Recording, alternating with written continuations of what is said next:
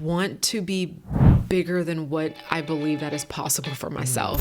This week we have Miss Sal Stowers. We're all at the core very empathetic. Sal is an actor, humanitarian, fitness trainer, and the winner of the 9th season of America's Next Top Model. How was working with Tyra Banks? I mean,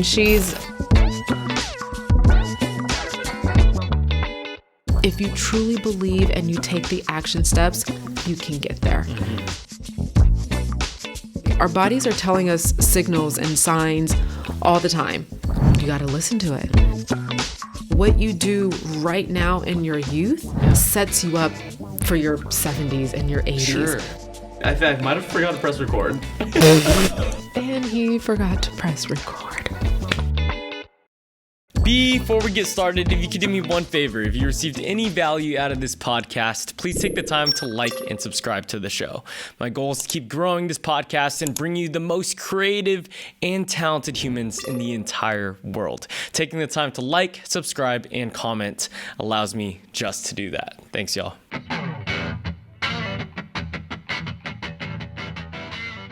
Miss Sal Stowers, folks. Is that correct? Did I pronounce that correctly? You did. How have you been? I'm good. Hey, you kind of retired from Days of Our Lives, correct? Or are you still on it? Are you allowed to say anything? You're not allowed to say anything?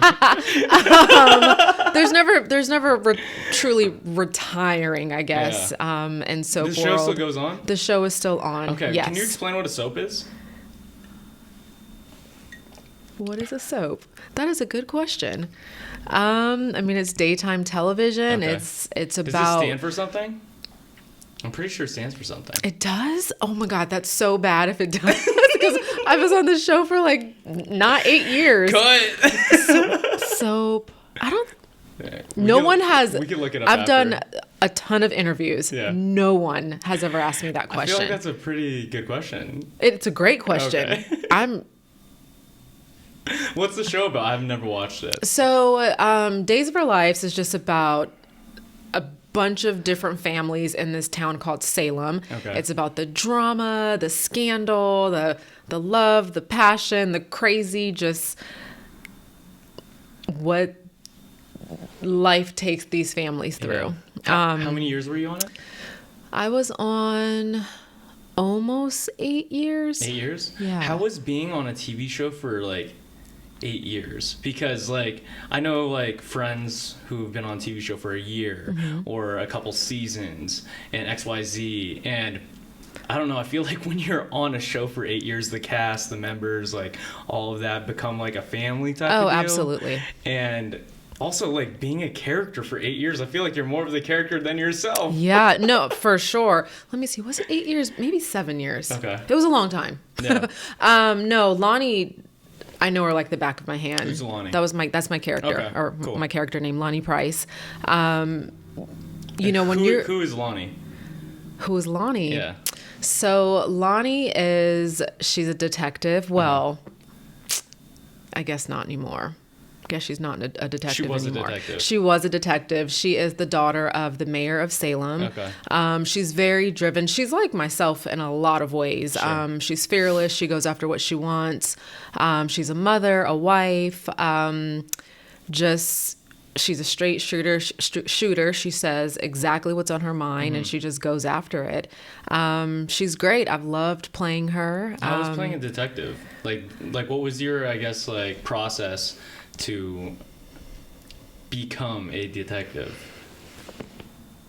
To become a detective.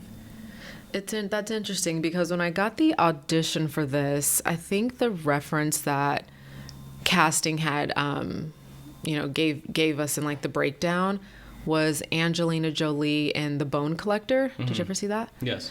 So that type of vibe mixed with like Angela Bassett. So I knew she was this like badass like rookie cop at the time. And I just wanted her to be really good at what she did and like just on it. So I mean, I watched a lot of cop shows, anything that I can kind of like sink my teeth in like the cop world. Yeah. cop jargon is probably not my favorite. I mean, I guess that's like medical jargon, all that. Okay. It's all the same. Like how they speak? Just like certain little terms that may come out. Sure. But so before she became a detective, she was a cop, a rookie cop. And so I got to wear like the whole police gear and I loved it. You know, I think it's... You made a good cop? I made a good cop.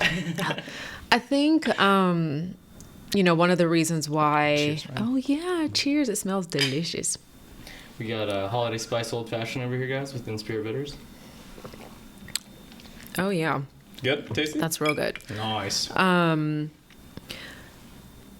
Planet detective. Well, what I was saying, one of the reasons why I love being an actress is because you get to step in the shoes of a completely different life, you know, something that maybe I wouldn't get to do in this lifetime. Yeah. You know, you get to shed light on another person's story. And I love that so much. So being able to play a detective, to play this like badass law enforcement, I don't know. It's just... How do you switch it off, especially doing the same character for like 8 years? Because I feel like you go on set, right? You turn into this like totally different person from like what you are. And then so many people probably view you as that. Like for me, a good example would be like Daniel Radcliffe. I'll just forever see him as Harry Potter. You know? Like, and maybe some people who watch Days of Our Lives, what's the name of your character again? Lani. Just, they're like, oh, that's Lani. And no, they walk by and it's so that. true. Yeah. Like I've met fans who would just straight out Lani, and I'm like, oh yeah, that's me. That's me. But I mean, of course they don't really know yeah, they're hearing us be called a name every day on a show that's not our government name. So of course they're going to be like, Lani, da, da, da. Yeah.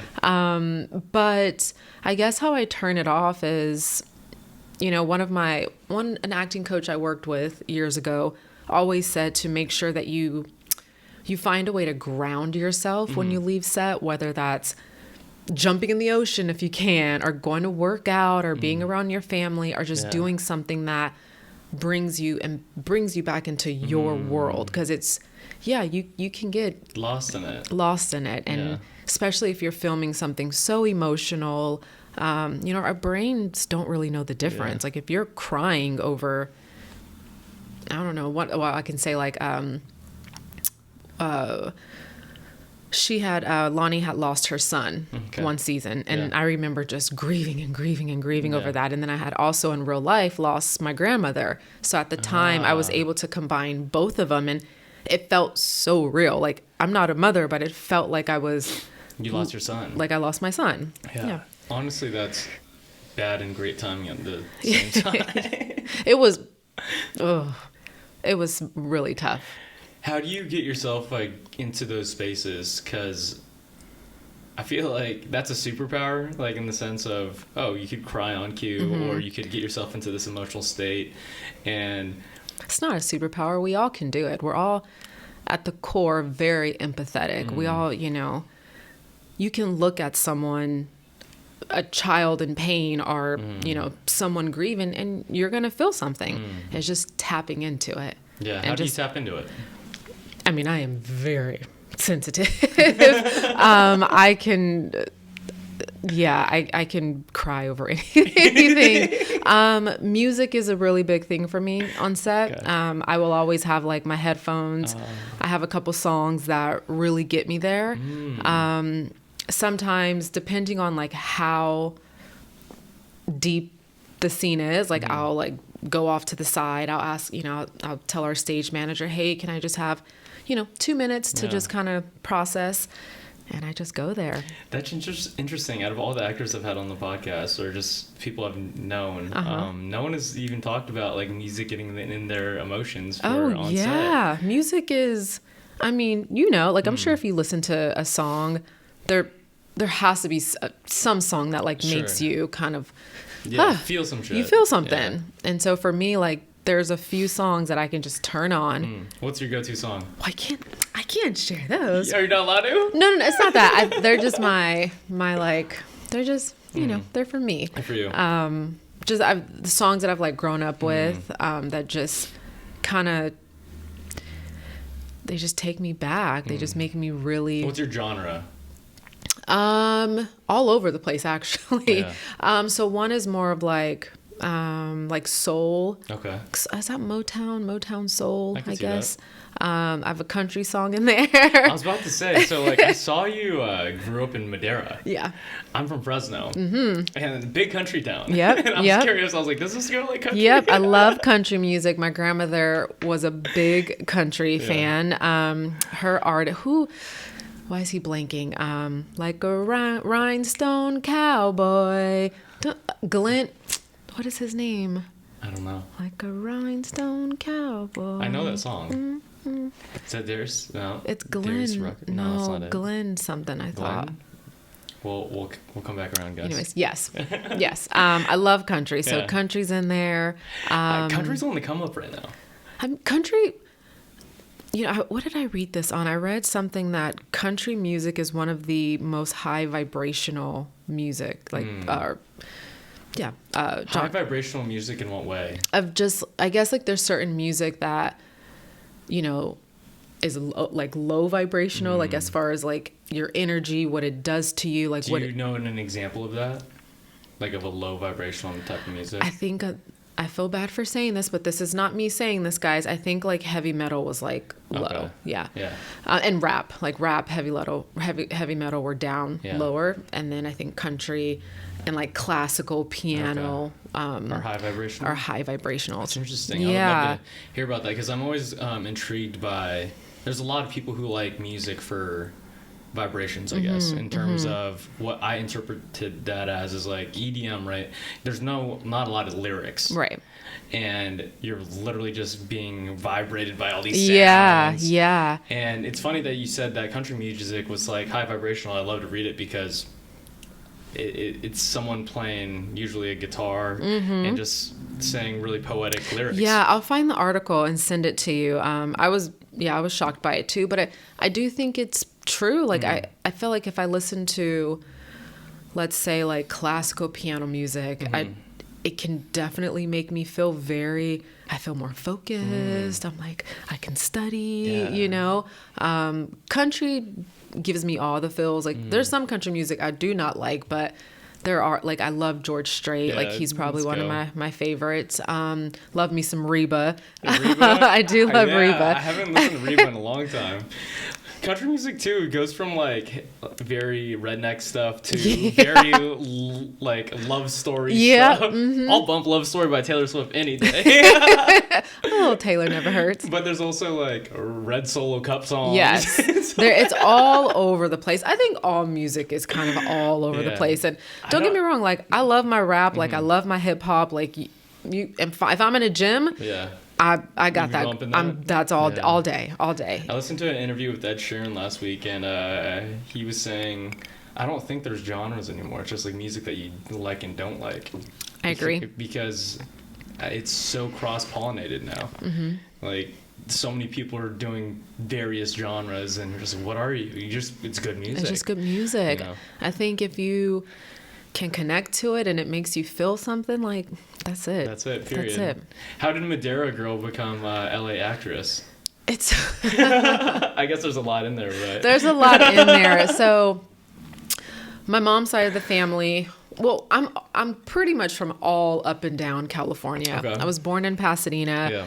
I kind of gone back and forth from Pasadena, Burbank to Fresno, Madera area, which most of my mom's family is still up in Madera, Fresno area. My grandmother. If you guys don't know Fresno, Madera area, it's very farm town vibes. Yes. Like there's a lot of farming out there, and the burbs of California are out there. Yes, if you don't know. Woo. But I think I've always been very ambitious. Like I've always been a dreamer. Yeah. I've always kind of.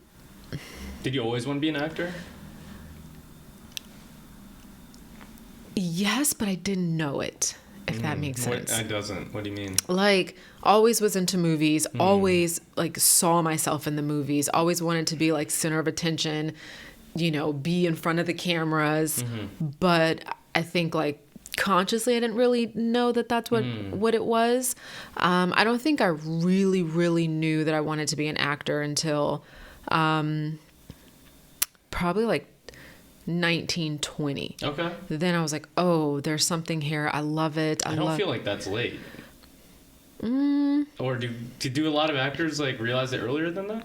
I mean, I feel like there's a lot of actors who start really young. Oh, sure. Right? Yeah. I mean, I definitely didn't start working as an actor until, in my, I guess, mid 20s, late. Oh, no, I guess like my early 20s.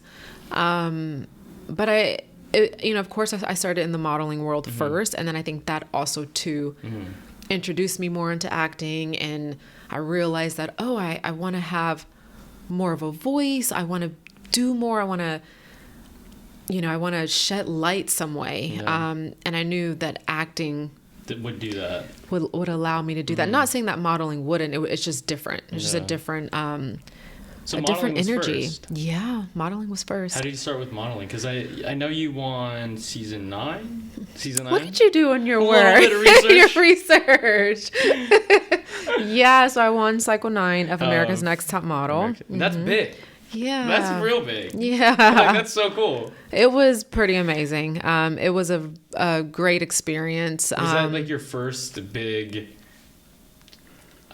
was that your first like televised experience? First... to that extent, yes. Sure, okay. I had done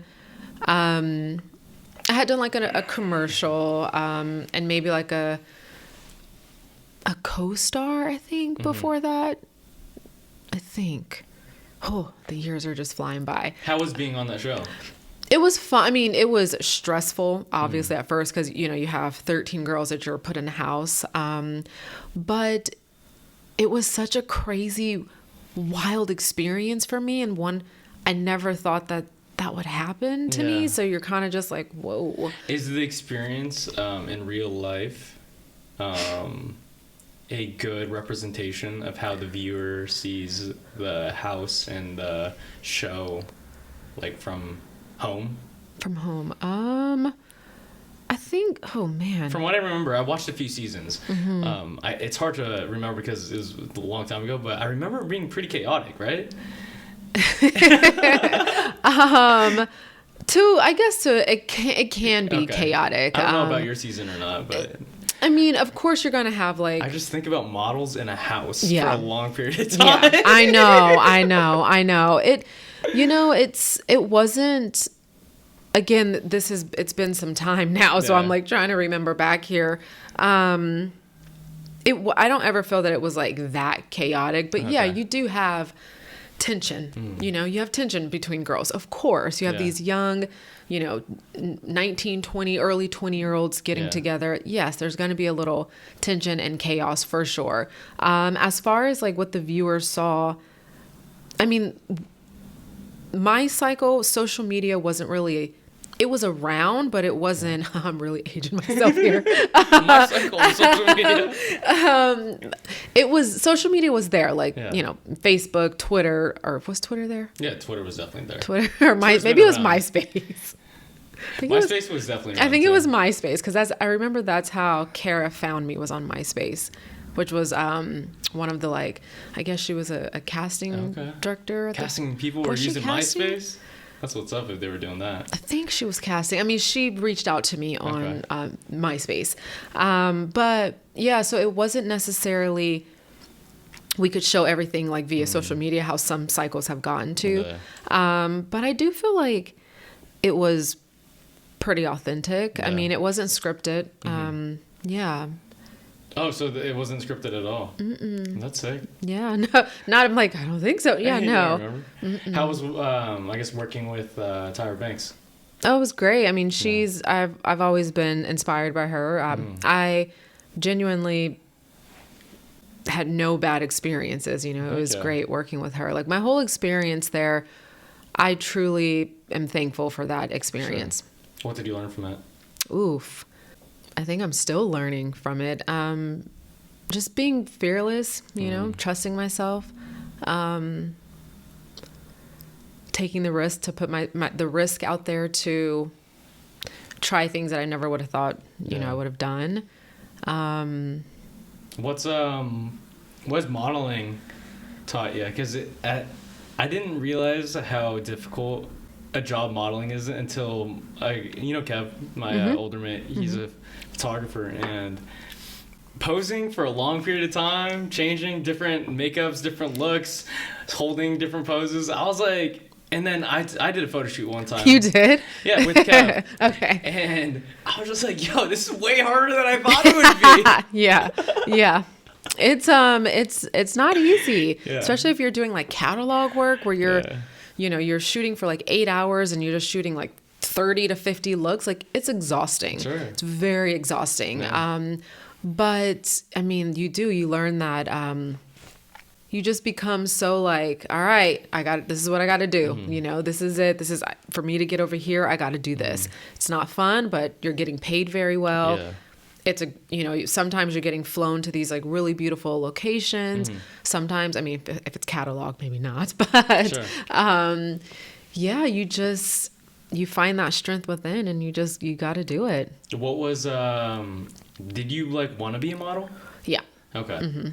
Like, why? Like, because for me, at least from our hometown, being a model, being an actor, like, that was never in my head. Right. It's not exactly. Yeah. Because none of my friends wanted to do it. They all wanted to like take over their family's businesses or become athletes or this and that. I was like, model and actor were like never in the cards for anyone who I was around. Right. It just like, that was such a distant world. And same. It wasn't in my family or, my friends either.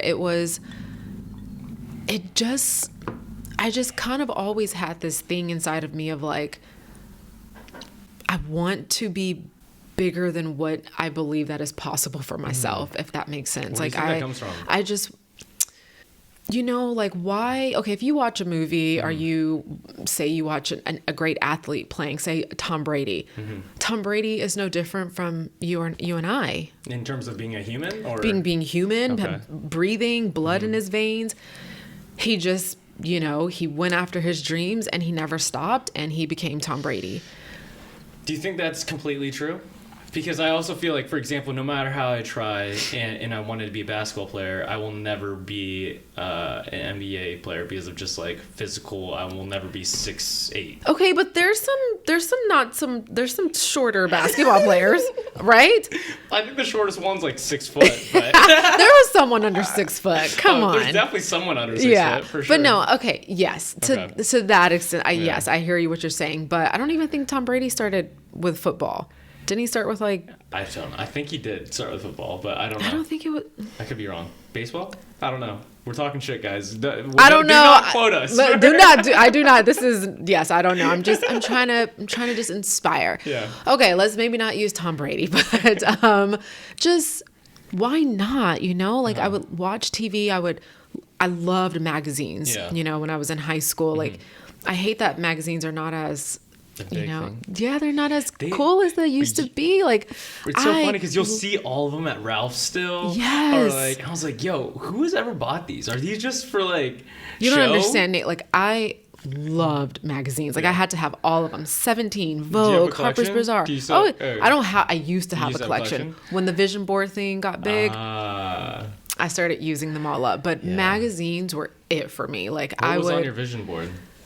I mean, I had so much on my vision board. I definitely had modeling and acting stuff. Yeah. How old were you when you started doing a vision board? When I started doing, I think my first one I probably did, I was either 18 or 19.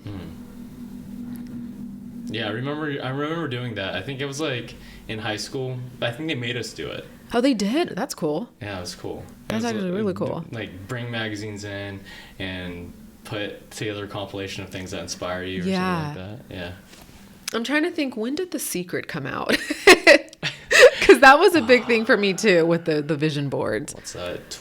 2000. I'm trying to think, where was I still? 2005? Around 2005, I think. Okay, so I had just finished high school then. The Secret fucked me up because like because you'd watch the DVD player, you put The Secret in, and you have. I still have the DVD. Oh, that's dope. I do. Do you have a DVD player though? I do. You have a DVD player? I do, but it's in the box. But I still have it. I won't get rid of that. Why not? What? Get rid of it? Yeah, you'll never use it again. I don't know. Maybe. Maybe. I'm very Sal's a hoarder, guys. I'm not a. I'm very. What's the word? Like, I love things that make you feel. Yeah, like nostalgic. Like, I don't know. That. I don't want to get rid. I'm like, I don't want to get rid of it. But when I put in The Secret, I think the 5th time or whenever, and the guy had the vision board and it had the house on the vision board, and he's living in the house he's currently at. Yes. And I was like, yo, all I gotta do is put the dopest house I want from a magazine on this board, and I will have it. And then you realize it's not that easy. No, well, because you have to really believe, and put in the work too. And you have to put in the work. Yeah. But I think that's when vision boards and things like that got really big for me. And that's like magazines are a huge part of that, because magazines, that's where you found all the fancy photos. Yeah. Yeah. And they're just looking at the models. Like, I wanted to do that. Yeah. I didn't see anyone else around me doing that. Yeah. So it's like, I want to do that. Also, at the time, there was not like a lot of diversity in modeling. No, right? Well, in your stage of modeling, because right now there's so many different styles. There's so much. There was like one type around then, right? It was like always skinny. Yeah. Right? And did you have any problems with that in terms of, did you have to stay a certain weight and like certain waist size? Did you have those pressures?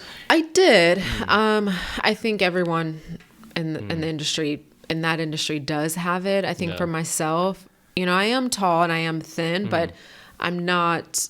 I always had a little bit more, weight around my butt, my thighs, all that. Come on, weight on butt and thighs. But I did have that. I don't think it was ever a problem. It was never like something that was like, it wasn't a bad thing. Like, I just knew, like, okay, this is what I'm doing, so I have to take care of myself. Honestly, that is kind of what led me into health and fitness too. Especially because not something that I grew up with. I didn't grow up being like, you got to work out, you got to eat this, you got to do that. It kind of it came to me. It's like, I want to be someone who practices a healthy lifestyle, who works out regularly, who takes care of themselves. Yeah. And that also came through modeling. So I'm very grateful of that, because it just kind of just showed me how to really take care of myself and like treat myself well, eat good foods, take care of my skin. Yeah, that's a beautiful result of modeling, because I have a couple friends who got out of modeling because their agent said they had to be under a certain amount of weight and like stay like this, and they didn't take it in a positive route, because it sounds like, oh, to stay here, I have to eat well. Like, that's such a benefit. I have to work out. Oh, that is such a benefit. And versus the other side of, oh, like, screw that. I'm gonna indulge in these things and, I don't know, throw up and X, Y, and Z. Like, that's awesome. Yeah, and don't get me wrong. Like, I know that it has there's that stigma out there about it, and that there are girls who struggle. Like, I sympathize with them, and I understand. I get it. I understand. It's not an easy industry, but with any type of negativity, you do have to kind of find, if you can find some type of positivity from it, that's great. Like, okay, instead of it being like, oh, maybe, not saying this is what happened to me, but like, oh, yeah, I can look at it as like, oh, I need to lose all this weight. Or it's like, okay, let me just get myself healthy to where I feel comfortable in my own skin and like the way that I look. That's all that matters. And if they don't like it, they don't like it. And you had that mentality from a young age? Yeah, I don't think I was never that hard on myself about my weight and how I looked, because I've always been on the thin side. And then I also I like eating good. I like working out. I've been, any one of my friends, my family members can tell you, like, I've been working out like crazy since I was however young, because I love it. I love, or until I got to realize that that's what I like doing. So late teens, early 20s, it's just, a part of me. Like, I love it. Did you start modeling in, I guess, Madeira or wherever you were? No, not in Madeira. That's what I'm saying. No. Well, that's what I was saying. I was back and forth. Okay. So that's a whole other podcast. I was, spent a lot of time at Madeira. I would come down here. Okay. So modeling happened out here in LA. Okay. I don't remember who my first agency was. Do you remember your first gig? My first gig. I should know that. Sal has too many guys. I don't remember. This is so bad. I really don't remember. Don't remember. What is the earliest one that you do remember? The earliest one? I used to do a lot of... So back in the day, LA used to have Mercedes-Benz Fashion Week out here like they do in New York, but they don't have it here anymore. And I did a lot of runway shows there. I did like Billabong. I think I did PacSun. That's so... My God, so many. I'm trying to think like the beginning days. Like I guess those, or the first ones, what was the feeling when you're like, oh, I'm doing this? Like, this is sick. Like, wow. When like, I was doing it, yeah. I wanted to be here and I'm here. Like, I think for me, that was getting like my comp card. What's not like your comp card. So your comp card is basically, it's like a little 8, no, not 8 by 10. It's a physical card. It's a card. Okay. It's a card and has like your photo on the front, and then and it will say like, your name at the bottom, and then so official. Yeah, and then on the back it would have a few more photos, and then it would have all of your stats, like your sizes, shoe size, swim, all of that. Yeah. So seeing that for the first time was like, oh, this is legit. Like, I'm really doing it. Or just having like my book, my portfolio with like all my photos in it, because you feel like a model. Do they do that anymore? I don't know. Maybe I'm sure they do, but maybe it's just more online. Yeah. I feel like a physical book is like, back to what you said, is more sentimental and stuff like that. And you feel like, whoa, this is so cool. Oh, but those were the days though. Like just going to castings with your book and then pulling out your card and giving them, they're taking your card. How do you feel about all the, I guess, self-tape stuff, as well as like auditions from home? Because like objectively, from someone who doesn't act and who doesn't audition and stuff, I was like, oh, this speeds up the process. Like, that's super cool. I guess from an actor, what do you feel about it?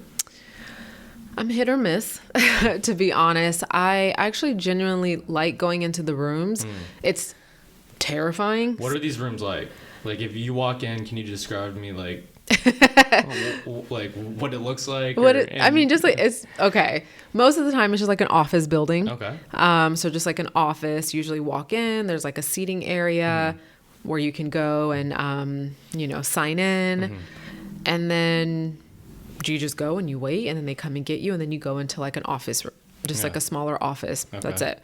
And is it just like one director in there? Or? So it's usually just casting. So either casting associate or casting director. Okay. So how many people usually? 1 or 2. Okay. Yeah. And if you're having like a producer session, then you can get more of like 5, maybe 8, 10 people in there. It just depends, like if it's your first, read or callback, producer session, director session. Okay. But I think there's something really special about energy and connection, walking into a room, feeling the energy between people, and just connecting with a human being. I think on self-tapes, that is kind of taken away from you. Although I do appreciate the self-tapes, because obviously during COVID, we all wanted to work, and also it gives productions and casting a chance to see people all around the world, which makes the competition bigger. Ooh, sure. But it's also, it gives us the opportunity to still keep creating. I didn't think about that. Do you think it's necessary for people to live in big cities like LA, New York, San Francisco to act now? Is there a benefit to it? I guess maybe you don't have to be here now. I think for me, I genuinely still love living here. And what do you love about LA? I'm from here, so I'm always going to be I'm a California girl, so I'm always going to love being from here. I think California, I just kind of like the way we do things, like, especially when it comes to like health and fitness, our animal rights, like you can't buy fur here, like, no animal cruelty free, like makeup and just skincare, like those things are really important. I love that. They're important to me. I love how worldly California is, and I'm a big foodie, so I love like the farmers market, and I don't know, it's just our farmers market guys, just like all of them in LA are so good. They're so good, so good. You just don't get them. Yes, they are other places, but there's just, look, I know LA, California has, we have our traffic, we have our things going for us, our negative things going for us too, but outside of the LA bubble, of the industry bubble, I'm always going to love my home state. I love California. I do love LA too. Like, there's a lot of people who talk so much shit about it. I was like, and my response is, you can move, bro. Like I need less traffic here, man. I know. I always joke with my friends. I'm always joking. I'm like, when everybody goes home for Christmas, there's really no traffic, and you want to know why? Because everyone who's not from here, they leave. They go, and then it's just the people who are actually from here, and there's no traffic. But I get it. Everywhere has their pros and their cons, But I do think there's a lot of beauty here. There really is. Are you a nature girly? Oh yeah. Yeah. I love hiking. Oh yeah. I'm a nature girl. Are you a camper? I am a camper. You're a camper. I do like to camp. Yeah. Where do you camp? I've only done like a lot in Joshua Tree, and just outskirt areas, more in like the desert. Yeah, but I love camping. Desert camping's cool too, because it's very like hiking or like surfing, in my opinion. It just makes you feel surfing I don't know about. Surfing I don't know about. It just makes you feel really small. Yeah. Because the world looks so big from those perspectives. Yeah. I love that. And especially when I'm on a mountain hiking and you look down on LA, especially if it's like nighttime and you see all the lights, you're like, wow, like everyone's worried about so much bullshit, and we don't need to, like we're only here for not that long. And everyone has their own problems and shit too. Like every single light in the city, you're just like, whoa, like every person who's driving in all those cars on the freeway and then they're stuck in traffic, everyone's having their own little thoughts and stuff. You ever think about that? I do. Anytime I'm in nature, or even just like on an airplane, anything that takes me outside of the bubble, you really do start to, life is so much bigger than like you and I, and like this glass, like there's so much more to it. And sometimes we just can get so sucked in and focused on, oh my God, I got to do this. I got to do this. I got to pay this bill. I got to get this job. And it's like, wait, my heart is beating. I got breath in my lungs. I have blood in my veins. Like I can see. I have all 10 fingers. Like, whew, like I am alive. Like how amazing is that? Like I am alive right now. I definitely take that for granted a lot, because I think we all do. Yeah, like I have a friend who's deaf, right? And he was like, oh, can you repeat that? Because he's not fully deaf. He's like, I think he has 20% of his hearing or 30% of his hearing. He's wearing hearing aids and he's like young. And I was like, oh, I took my hearing for granted like my entire life. And I was like, it's sick that I don't need to worry about like, oh, what did you say? Or I could see you perfectly without glasses, and I have so many friends who wear glasses. And I was like, oh, I'm lucky. Like, that's sick. I just recently did this cool like eye photography. It's called... Like, they took photos of your eyes? That's dope. I think it was called... You got nice eyes? Thank you. It was called Cosmic Eye. Cosmic Eye here in LA. They take a close-up... I forget what the actual word is of your eye. I'm not good with that, but optometrist eyes. Yeah, they took like a really close, shot of my eye, and I can see like the color. I have like these very amber colored eyes, and you can see all the textures. And I found out that we're all born with like grayish blue eyes, and then the pigment melatonin. Melatonin, guys. Not melatonin. Not melatonin. But you know what I'm saying. Melanin? The melanin, it starts Yeah, to come in. And then I just recently went to the eye doctor and found out that I have 2015 Vision? 2015 vision. Is 2015 good? It's great. Okay, because like 2020 is like the standard for like decent, good vision. So you have 2010, which Okay. is like pilot vision. So like if you're Ah. flying a plane, you have to have like exceptional vision. So Really? 2010. Can you not be a pilot if you don't have 2010 vision? Yes, but I think they just have, there's like, you just got to go through, I don't know, I guess you just got to go through some stuff. I don't know. But that's what the optometrist told me. It was like, Okay. you have 2010, then you have 2015, And then 2020. then 2020. And then I think there's also like 2025. I don't know what Okay. that means though. But I have 2015. And I just remember being in there thinking like, oh my God, like I get to see everything, you Yeah. know, I can see the different shades of brown, you know, on this bar, like the gray, the textures, like Yeah. what an amazing thing to have like this eyesight, you know, and we Yeah. sometimes tend to take it for granted that you can see every shade of red or the person that's in front of me, Yeah. you know, like Eyesight's a weird thing too because so I'm slightly colorblind. I have like red-green deficiency. I don't really necessarily know what that means, but basically I'll do the colorblind test, and anything that's close to like light red, I see orange, or Oh, interesting. light yellow, I see green. So these colorblind tests, they'll have like a ton of colors together. Have you taken them or heard I've about never, them? no. And there's like a number or a letter inside a circle of 1,000 colors. And Is this a real thing? it's a real thing. I'm like, I'm like, well, I've never heard of this. So just imagine like a palette of hundreds and thousands of colors, right? And it'll be certain types, and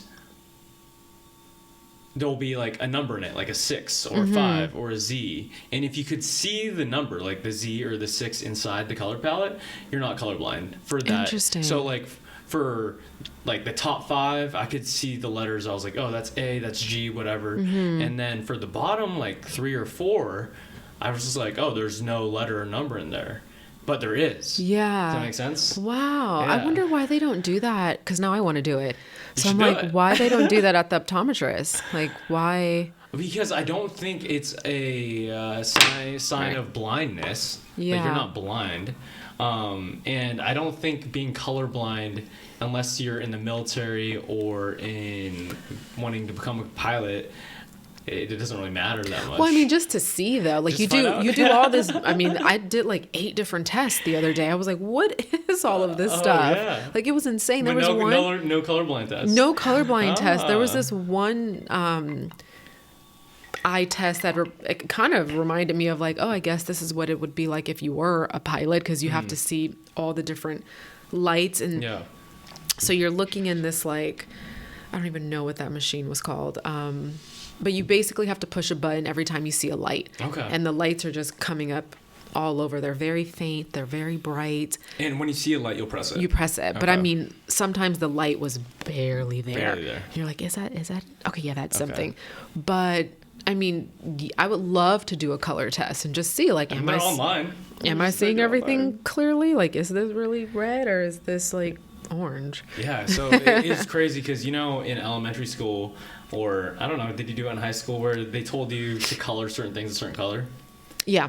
And be like, oh, like color this superhero cape red. Mine would be like dark brown because I thought it was a red. And then I would like always fail these color tests. So, Yeah. like my teacher would be like, why are you fucking with this? And she wouldn't say that, but why are you messing Right. these up? And I was like, that's red, bro. And it was like, no, it's not. But then I can also, I can find beauty in that too, because how we see the world very differently, you know? Literally. Literally. Yeah. Yeah. I think that's cool. That's cool. But I don't know, pooped colored superhero. Superhero. I mean, hey, you didn't know. I mean, it works for you. Yeah. Until someone changed your, your perception of it. Perception of it. Yeah. Also, like, we are small and like a lot of things don't matter, but also you could choose that everything matters, right? I always like to go to. Do you know who Jordan Peterson is? Mm-mm. He's this he was a professor for a while, but he's a psychologist too, and he talks about how like everyone's gonna know at least 1,000 people in their lifetime. Wow. So Yeah. by name usually. And so between you and me, 1,000 times 1,000, we're gonna know like 1 million people in our lifetime, networked, right? Okay. All Yes. like, Okay. we have that bubble. So and then if you expand that further, each way 1,000 times 1,000 times 1,000, like within 2 deviations of people, we're gonna like affect whatever 1 billion people, right? So whatever I say to you and you say to me, even on this podcast, is way more important than you think. You know, it's like that ripple effect. Yeah. And I didn't really think that was true until, I mean, the theory sounds true, and it is true, but I was like, oh, okay, like that's just like cool talk and studies. But a buddy of mine, he's a dentist in the Navy in Japan. Oh, wow. Yeah, and we did a podcast a long time ago. And he was like, I met this guy from Boston who's a dentist. And he was like, I think I know you. Were you on a podcast? And he was like, I mean, my buddy Nate has a podcast, this and that. He was like, oh, yeah, I saw it. And this guy, they met in Japan. Totally different country. Not even the same hometown. And it affected that guy. Wow. And he was like, yeah, I learned a lot from it because I wanted to be a Navy dentist. Wow. You know, so everything that you say is way more important than you think, especially with social media, like not just in-person stuff, like everything could be anywhere in a second. Absolutely. You know? 100%. Yep. Yeah. I love that. It's a really beautiful thing, Yeah. especially, that's one great thing I love about social media.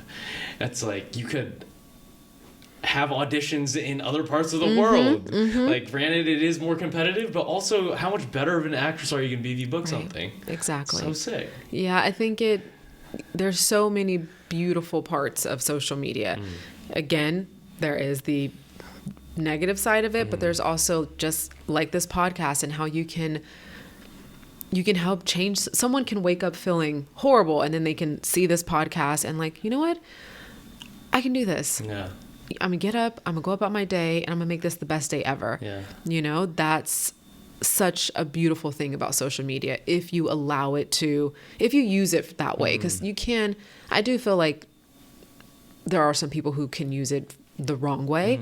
But if you choose to use it and shed light In a positive manner. It's beautiful. Where do you get your inspiration from? Oh man, everywhere. I'm such a little, I do all the things. The podcast, the books, the movies, like, I mean. What's your favorite movie? Oh, that is so hard. Do you have a top 3? A top 3? I'm just such a movie lover. It's so hard for me to pick. I'm gonna get back to you on that. I gotta narrow because I'm the person that will. I remember one time, one of my acting coaches gave us like a list of like the greatest 100 movies of you should watch. Yeah. And me, I just start checking them off. Like just start watching. What was like on that list that you remember? Okay. So, I mean, okay, there was. Was on there. You put me on the spot with all these movies or with all these questions. Oh my God. I think my memory's going bad. I got put in the spot and I'm like, we'll come back to that. I'm going to have to like go and get it because I still have it. I still have that. Hoarder. I know. I'm not a hoarder. I keep things that I know I can go back to that and watch a movie. For sure. That's one thing that I do love about documenting things. Like as you grow older, like there's 2 things that are definitely going to go. And 1 is beauty and 2 is memory. And eventually everyone's going to grow old and die, right? Yes. And the one thing about photos and about like journals or like keeping a list of movies that an acting coach told you is like, oh, like your mind remembers it because of this tangible object or this like photograph that you took of like you and a friend or you in the acting class, Yeah. No, it's weird now that I'm like thinking about all the things that I do keep that inspire me. Yeah, those things, I feel like I'm going to keep them forever. They mean so much to me, especially on this journey of me growing as an artist, as an actress, as, you know, a human being, as I get older. You know, how you read something when you're 25 is going to be very differently how you read it at 35. Yeah, or even in a year too. Exactly. Yeah. So it's I feel like people grow way quicker. Yeah, and you should always be growing, and you should always be rereading things. You know, I tend to do that a lot. You know, you asked me where I get my inspiration and motivation from. Like I said, I will always read the book. I was always listen to the podcast. Yeah. I love watching interviews of everyone, just because it's amazing just to see someone's journey, but then also just to hear their wisdom of how they got to where they are. I think it's a shortcut. I think it's a shortcut because they've experienced some bullshit, right? Yeah. There's this good saying. It's like, I would like the lessons without the scars, you know? And I was like, you could read this person's story and not go through the shitty experiences they had and still take out the same lessons. Like, whoa, like that's a superpower. Like, that is a superpower. I just learned 10 years of that dude's life in 20 hours of reading this book. Yeah. Or 10 hours of reading this book. Yeah. You know, but at the same time though, we all have to kind of go through shit. You know, like. Yeah, sure. But it could be different shit. It can be different shit. Yeah. It's like you took that lesson and your personal lesson. You're like, whoa. Yeah. Like, this is sick. Yeah. Yeah. What do you call it? How do you transition from, circling back, from America's Next Top Model to like starting to get into acting? I know I got into acting class. Okay. I had met my manager at the time. I got into acting class. And that honestly kind of started it. Just like getting a manager, getting into class. Like, what defines like a good acting class? Because I feel like there's a lot of them in LA. And how do you just know which one's good, or like what has the right connections, or the people that you meet? Like, how did you navigate that? You know, at the end of the day, like, acting is about creating a very compelling character, jumping into this character's shoes and like telling their story. So we're honestly, whatever studio allows you to do that and to bring your best to that character, go. Like, it doesn't matter. It doesn't matter. I think obviously you want to like your teacher, and you want to, you know, you want to feel like that you can grow from that studio. I've been to a lot of classes. Some of these studios I've stayed for years. Like, there was one studio I stayed, Diana Castle at the Imagine Life. I was there for a very long time, and I loved her. I loved her. She was wonderful. I love how empathetic she was. I love that before every class, she would do these lectures, and she would just inspire us. You know, she would read different quotes and different articles, just, you know, from around the world, and she really turns it into just this human connection, you know, so much more deeper than just an actor on a set with lights, hair, makeup, all that stuff. And, you know, my class that I'm in now, like, I love as well too. I think it's just about finding where you feel you can be your authentic self, and that you can feel safe to where you can allow yourself to do this very vulnerable work. Acting is very vulnerable. It's almost like you're putting your naked butt on the line, you know, for the world to see. Like, you're going to fail, you know, and you have to be willing to fail and to get back up and do it again. Again, I've taken so many classes. I've done improv. I've even done like the commercial classes, scene study, audition classes. So I have so many teachers that I love. That's so funny because, like, I just like looking at actors from a long time ago. Like, now I know a decent amount about the industry. In your opinion, what is the importance of classes? Because I didn't think actors had classes. No, for the longest time I was just like, oh, they just like practice at home, got the lines, and they're on TV now. No. And then I'm like, and then for the longest time too, when people would tell me they were always on these acting classes, I was like, wow, you're not that good, you're in an acting class. And then, like, as the years go by in LA everyone told me that they're in acting class. Yes. I was like, dude, oh, like this is normal for actors to be in Yes, acting because classes. at the end of the day, like acting is truly no different than, you know, math. yeah, sure. You know, like a doctor has to go to school, Uh-huh. you know, athletes have to go to school. They have to show up for practice. Dancers have to show up for dance class. practice, Yeah. you know.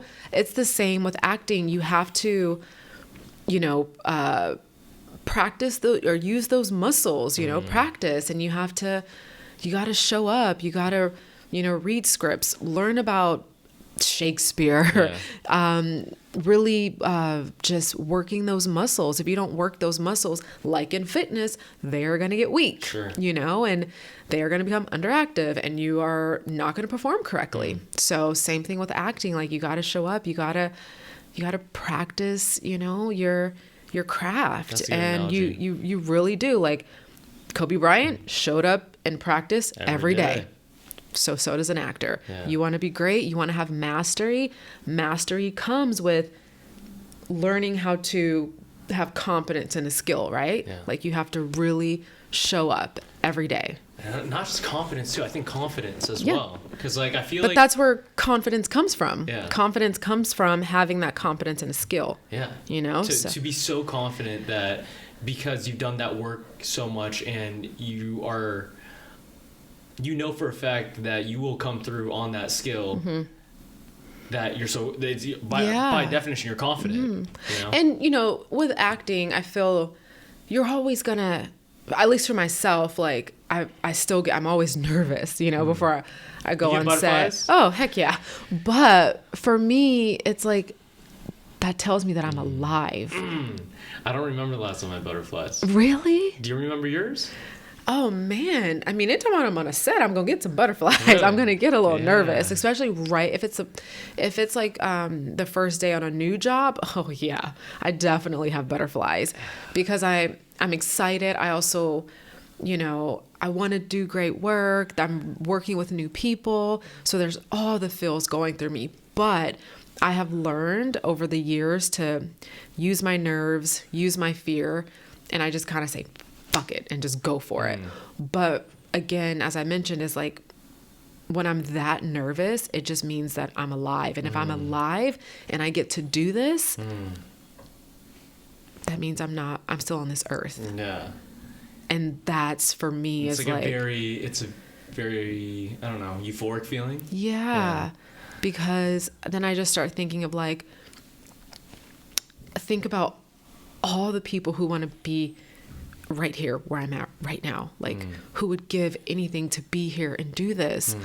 So I'm going to take those nerves and I'm going to do this not only for myself, but for everyone else who maybe don't who I can be a voice for, you know, who I can shed light on. Yeah. What's your definition of creativity? Ooh, my definition of creativity. That's a good question. I think creativity means to me anything that allows me to express myself fully from the depths of my being without like any type of like masking it. You know, just being like completely free and like letting my voice out. Do you express creativity in any other ways besides acting? Oh yeah. What are some things that you do that? I think you can express creativity in so many things. I think in nature, I think with your loved ones, you can express creativity. I think in food, I love cooking. Yeah? I do. I haven't been doing it lately because I've been a little lazy, but I do love cooking. I think creativity in cooking is so beautiful. Oh, for sure. So beautiful. I think in your home space, I feel like your home space tells you so much about the person and how you can, you know, well, why did you choose to put the bed over there? Or why is the couch right there? Yeah. You know, your clothes. I think creativity comes out in so many ways. But again, I think the biggest thing is allowing yourself to be express fully, like you said. Yeah. So authentic, so just like owning your truth and your creativity without it being, without someone else's, like opinions or just perceptions on top of it. Like, what do you think the importance of doing that is? Importance of expressing your creativity? I think it frees you. I think a lot of the times, or just speaking for myself, like many years I didn't do that. Like I kind of held it in. Like my throat, especially in the beginning years of acting, like my throat would always close up anytime I had physically, like literally. Oh, literally. Really? Literally. Yeah. Like I would just. What do you mean close up? I couldn't talk. Like I was. Really? I would be pushing down the emotion because I was so afraid to let it out because I didn't know what was happening. Like, what would people think? What would people think? Okay. Not feeling safe, fear. And so over the years, I have learned to allow it to come out. But it was scary. It was very, very scary. What are the steps, or what steps did you take, or how did you build I don't know if confidence is the right word, but how did you do it? Because there's a lot of people who, I guess, want to express their creativity through acting, but are too afraid to do it, or afraid to express their creativity through cooking and are afraid to do it. And X, Y, and Z. Yeah. And sometimes they never do. Like what's your advice to those people? Like how do they like get out of that, like those handcuffs? Yeah. That are like self put on them. Yeah, the blocks that we all can have. For me, I started seeing, a life coach. And this woman helped me in so many ways, changed my life in so many ways. Started doing a lot of that internal work, a lot of the work of, trauma, the insecurities, just any, childhood stuff, anything that was just deep within me that I needed to let out, that I've kind of held on so tightly because it's my safety. It's like I put myself in this box and I'm like, this is my safe zone and I'm going to stay in this safe zone because I know I'm good here. If I come out, I don't know what's going to happen to me.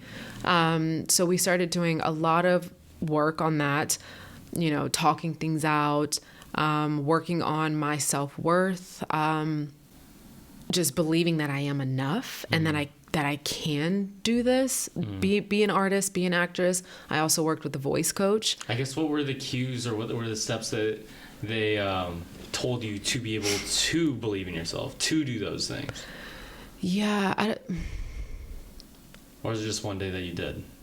No, it definitely wasn't just one day. And there's not necessarily like cues or clues. It's more so of like, well, why do you feel this way? And then talking it out, like getting to, if you know that that you're afraid of something, we have to break down, why are you afraid of that? To conquer. Yeah. So feeling. it's that basically. It's like, okay, well, if this situation is bothering you, why is this situation bothering you? What happens if you don't let this situation bother you? Like, how do we get over there? Yeah. So just kind of talking things out. I mean, I did lots of exercises with her, we even did like group sessions. And at the end of the day, one thing I really did love about those group sessions is at the end of the day, like, we all kind of struggle with the same things. We all have insecurities, right? We all have dreams and goals in life, but we don't know how we're going to get there. And what if we don't get there? Why does this person get it and I don't get it? It's all there. And it's like, we have to just... I feel like deep down though, everyone knows the things that they need to do to get better. But oftentimes we don't do those things. And sometimes you have to have, which is what, why I had this life coach with me, to kind of help me, to guide me, to kind of help me to be a little bit more disciplined. And sometimes, sometimes I didn't do the work, but then I know if I wasn't doing the work, then I'm not only wasting my time, I'm wasting her time, I'm wasting my money. And yeah, then it's accountability. It's thing accountability, too, right? you know? Yeah. Because sometimes like being accountable to someone else is more powerful than being accountable by yourself, right? Like there's a reason why some of the best athletes still have coaches. The reason why some of the best actors still have coaches. Oh, absolutely. It's like they're accountable to someone else outside of like themselves. Yeah. You know, I'm trying to think about like the beginning sessions that we had. I know I used to do a lot of things of just learning who I was, like things that I'm passionate about. What do I love doing? You know, sometimes we get so caught up with everything else on the outside that we forget about, like, who are you? Like, who are you, Nate? Like, what do you like? Like, what do you like to do without involving anyone else, you know? And doing those things, like going out and doing that, whether that's, for me, I love hiking. I love working out. I love traveling. I love animals. You know, I love elephants. I love just... Why are you attracted to so many... You mentioned animals a lot. Oh, I love animals. Why do we love animals? I love animals, you know. I think, man, there is such a blessing of why they are here.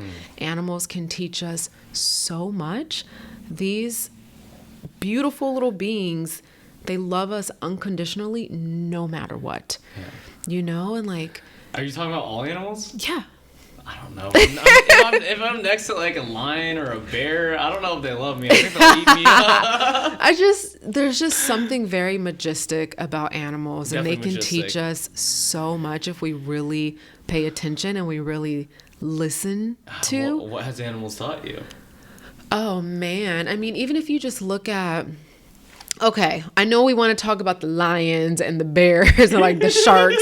But I mean, even with those, like, there's still beauty in those animals too. Oh, I think you they're know, extremely beautiful. I think they will eat me up. but why they only want to eat you up because you're coming into their territory. We're not supposed to be there. Weren't we there at one point? Deep down under. Oh, I'm talking about in the forest and shit. Oh, you're in the forest now. I mean... Yeah, I don't know if we're supposed to be down there for sure. They're just trying to protect their babies and their land too. Yeah. You know, but there's nature. I'm just so fascinated with animals, and I don't think I've met someone who's so fascinated with animals, so close to me. Like, really? That's super cool. Because I had a friend maybe in 6th grade who's obsessed with alligators. Oh, really? Obsessed with alligators. Alligator pillows, like... Okay, that's a little weird. I don't know about that. Like, what's that guy on Animal Planet who got stung by a jellyfish? Oh, yes. Steve Irwin? Steve Irwin? Yeah. Every time Steve Irwin's on TV, he's like, glued to it. Yeah. And it's cool to see what people are passionate about. And I was like, whoa, like, the fact that you're... I mean, have you ever watched, like, Planet Earth? Yeah. Just, what do you think? It's very, like, I want to fall asleep. I mean, in the best way possible. It's like, you see the lions and they're roaming on their terrain, and like the polar bear on their icy glacier, and I was like, wow, this is nice. That's yeah, I mean, go to bed to Planet Earth. I mean, even if you just, for example, and look, this is just my perception, but like, take for example, like how they eat. Like, yes, it could be very brutal. They're going to take down another animal, but that entire loin, that whatever animal they choose to hunt is going to feed their entire family. Sure. You know, it's not like they are mass producing like these meat factories or, you know, I don't know. I don't know if we'll know it here on Earth or when we're all gone, but there's something very special about animals. And there's truly a reason why they're here. And you're just fascinated by them? Mm-hmm. Do you like study them? I don't necessarily study them. I do like to learn little facts about animals. And I also think like with acting, animals and humans are very alike in certain ways. And there's like, you can do animal work in acting. I know some actors like animal work where you can like embody, you know, certain characteristics from an animal and bring it into your work. Can you give me an example of that? No, I mean, like, I just don't know what you mean, really. I don't want to butcher this, but basically, like, okay, say if you're playing Trying to think of it. Let me think of a good role. If you're playing, say if you have a cat, I'm just throwing out an animal here. If you have a cat, it can be a kitty, a lion, or whatever, and maybe you're playing like a very seductive woman, you know, and you take how that cat moves, you know, like that cat, like cats have a very like, they have a very like seductive little walk in a way, you know, and you can take that in and you bring that into this role of this seductive woman that you're playing. I find leopards sexy for sure when they walk.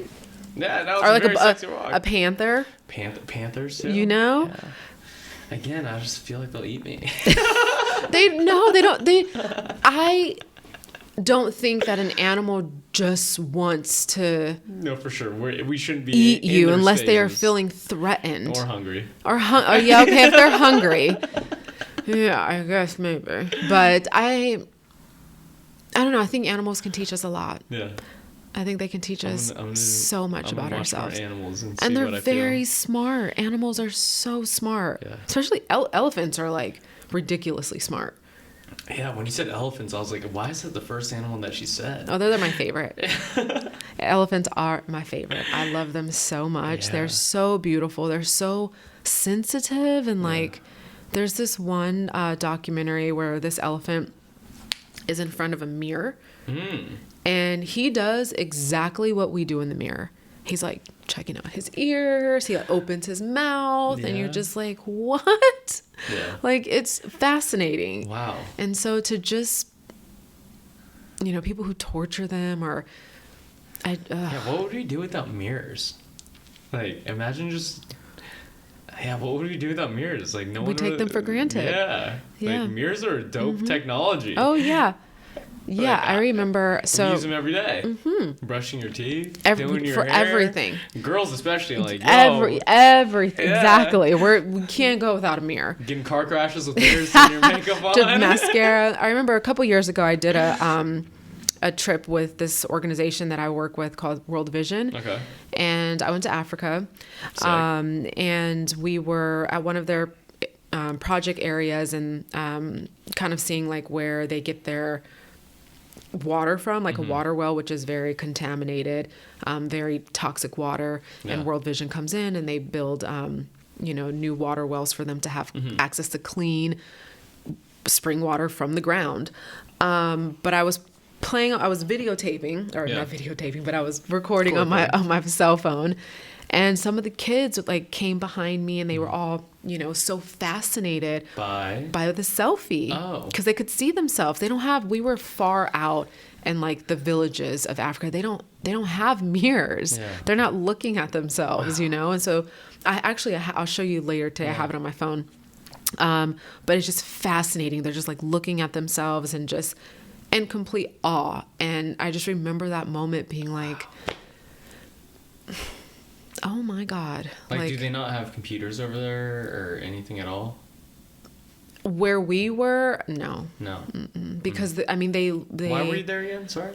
So World Vision, it's a nonprofit organization. Sure. They help provide clean water around the world, bringing children and families out of poverty. Yeah. So I was there to help, provide access to clean water.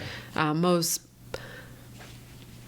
amazing trip of my life. And all those kids, I'm assuming that they were very joyous. Oh, yeah. Yeah. And no cell phones. Yeah. No iPads. No technology. That's what I'm saying. Like I feel like there's something to that. Like, there's something that we're not doing right. Because I'll go home and I'll even see, like, my cousins and family members. They don't run outside anymore. They don't play a ton of sports. They're on their iPads and stuff and video games on TVs for a lot of hours. Yes, or you see like the children at the at restaurants with their families and they're on their iPads and they're not connecting. And it was so amazing to see these children playing games. I remember there was we went to one village where they took old like the big gas cans. They like cut it in half, and they made sleds out of it, and they tied like a string around it. Wow. And they would pull each other down this like sand hill. Yeah.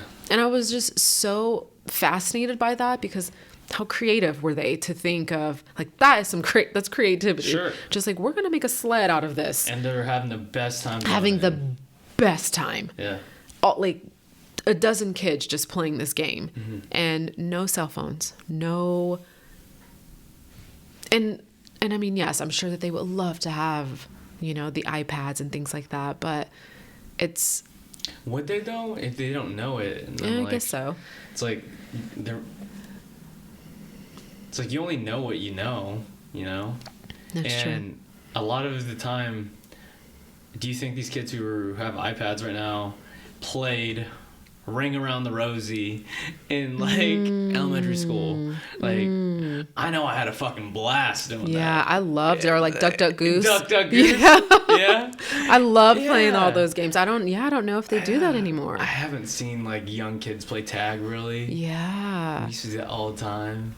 It's like these, social media, and I do feel bad saying this, but in a way it feels like it's growing our youth up quicker than like, I remember being 12 and 13. I mean, I didn't even wear makeup. Yeah. Oh yeah, some of these like 12-year-olds, I'm like, you look like 20, bro. I was like, this is a dangerous world. Yes, for real. Like how they're dressing, I'm just like, what? Yeah. But then again, I'm like trying to think. I check a lot of IDs at the bar. Oh right? yeah. And this girl will probably look 28, 29, like very mature looking female. And I'll look at the ID and it's like, oh, she turned 21 last week. And I was like, That's yo, this is wild. Or I'll go to like some clients' homes and their daughter's 15 and I was like, she looks my age. And I was like, yo, this is wild. Yeah. I mean, it's insane. And I think too with just like reality TV and it's just it's a different world. Yeah. It's a different world. And well, I think do you think it puts some fear out there too? Because I feel like fear as in, well, like you said, I feel like it makes kids more knowledgeable in a sense of they know more about the news, right? Like, I mean, you just think about news before, you just heard it from people.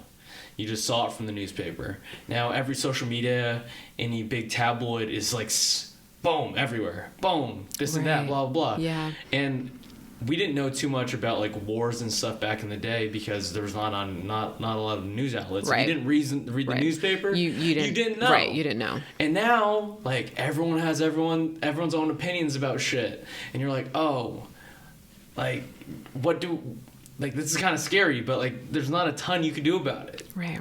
And you're just in a state of anxiousness, and all these kids are anxious too, and they're like, why is everyone freaking out? Yeah. Like, Yeah, I do agree with that. I do think that when we were younger, we didn't have that fear, right? Or that anxiety of like, what's going on in the world. Maybe there was other fears there, but it wasn't, like the vast world. But then again, I almost want to say that I don't even know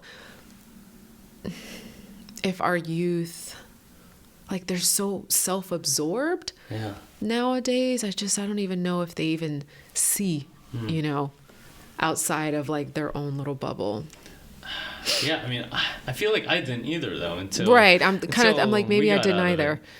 It's because, like, I thought the whole entire world was Fresno, California until I moved out of it, right? It's because that is your whole world. Yeah. You don't know anything else. And if you don't pay attention to the news or anything else like that is your world. Yep. I would never forget, like, my first time going out of the country, just being like, what?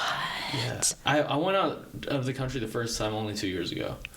And my face, I was like, wait, what? Yeah. Wow. I went to, it was cool. Where did you go? I went to Poland for a wedding. And then I went to Berlin. I went to a few cities in Italy. And then, I kind of like, home stretch. Like I did all those. It was the coolest experience ever. Went to Mexico a few weeks after that. I hit Japan last year. Yeah, so I want to go to Japan. It's a culture shock, man. It's the cleanest place ever. Everyone's so respectful. Everyone bows down to you when you walk into a restaurant. Anywhere, like the most respectful culture that I've ever seen. The nicest people. And I'm talking about they take care of their places so well. Like there's not one piece of trash out there. They don't have trash cans. They don't have public trash cans. But didn't I just hear something that they were putting like all the something into the ocean? I don't know. Could be. Something like not good. I don't remember. Well, I mean, I love the Japanese culture. Like, I want to go. I experienced, was not. I mean, it was great. Yeah. I didn't see one homeless person. I didn't. It was. There's not a lot of stealing there, right? There's not a lot. So there's a lot of people who just have shops and they have their products outside, and I love that. You can't do that here. You can't just have like your stuff out. Like nice stuff was outside. I know. And people like it's definitely taken, you know. I'm hoping to go there next year. Like I really want to go. The fashion there too is cool.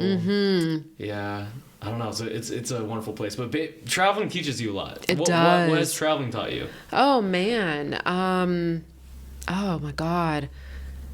The world is. First of all, let me just say this. I know that the United States, especially being from California and being here in LA, we have our shit.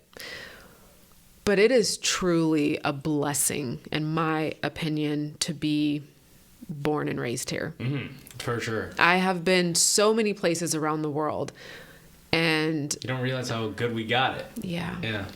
And I always come back home being like, wow, I am so thankful for this life. Like, especially doing the humanitarian work, you just see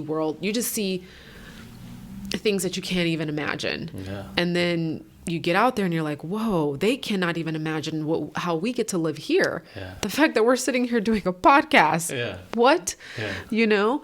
Does it make you feel like, yo, you hit the lottery. You got the pocket aces. If you compare. Yeah. If you compare it to like these kids in Africa and the opportunity you have, for sure. You know? Also too, it sometimes makes me think like, why were we chosen to be, born here versus... Do you think it was chosen or do you think it was just luck? I guess a combination of both.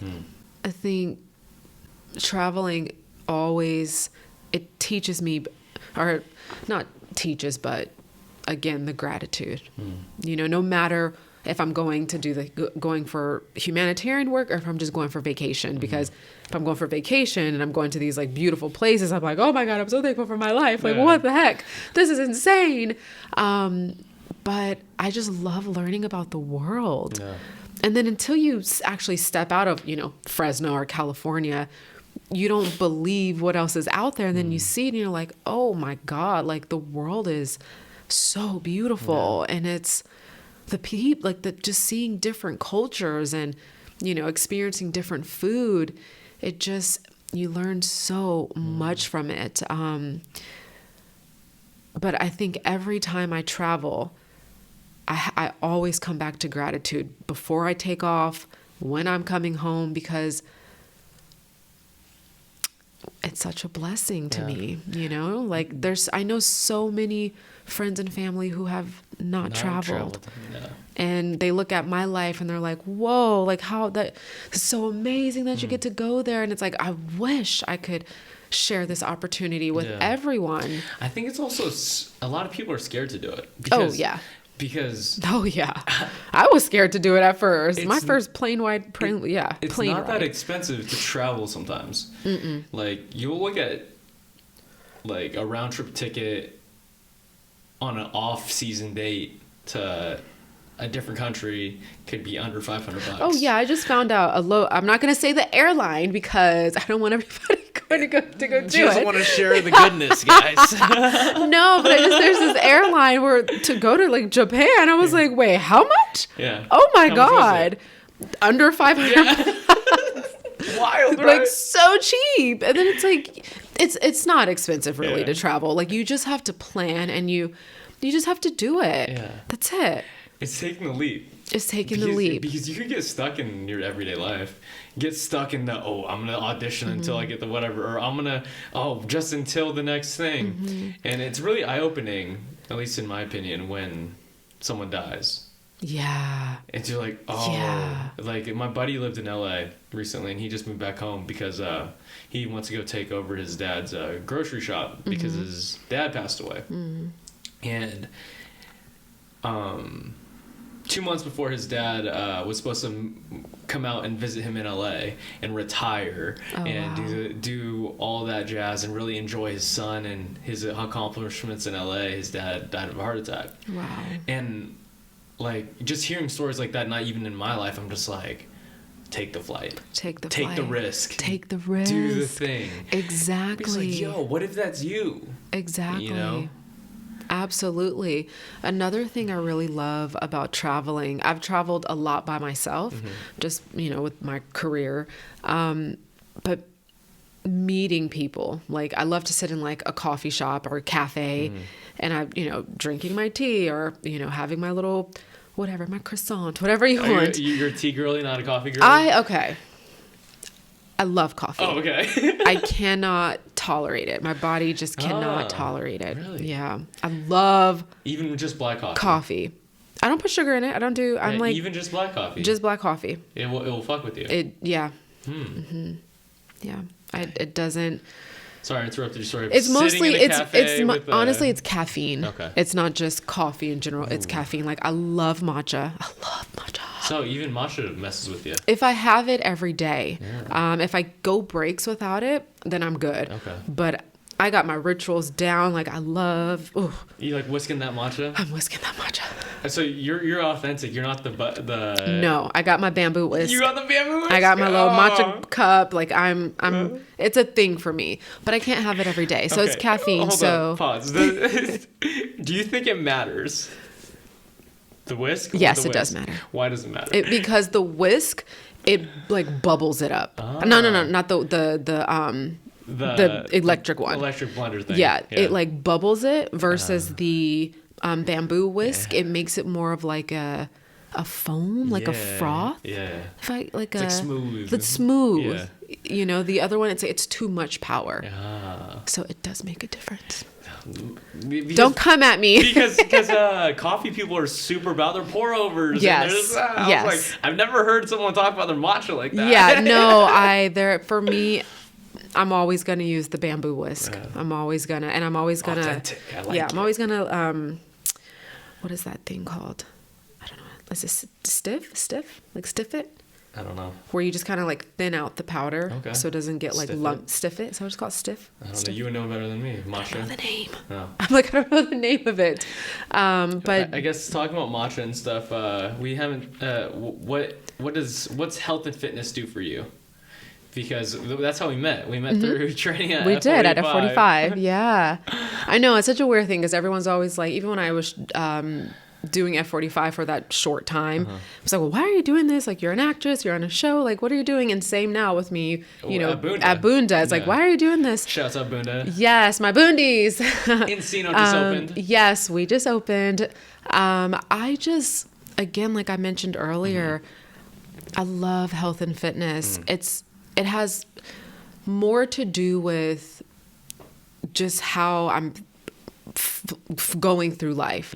I want to be thriving as I continue to age, like aging does not mean that we have to just like, fall over and like not be healthy. Like our bodies are so powerful, they're so smart and they are self-healing if we truly tap into it. Like our bodies are telling us signals and signs all the time, and it's like you got to listen to it. And so for me, when I work out, it's like, whoa, like, look what my body, I can do this. Like, look what my body can do. Like, I'm so strong. I'm so powerful.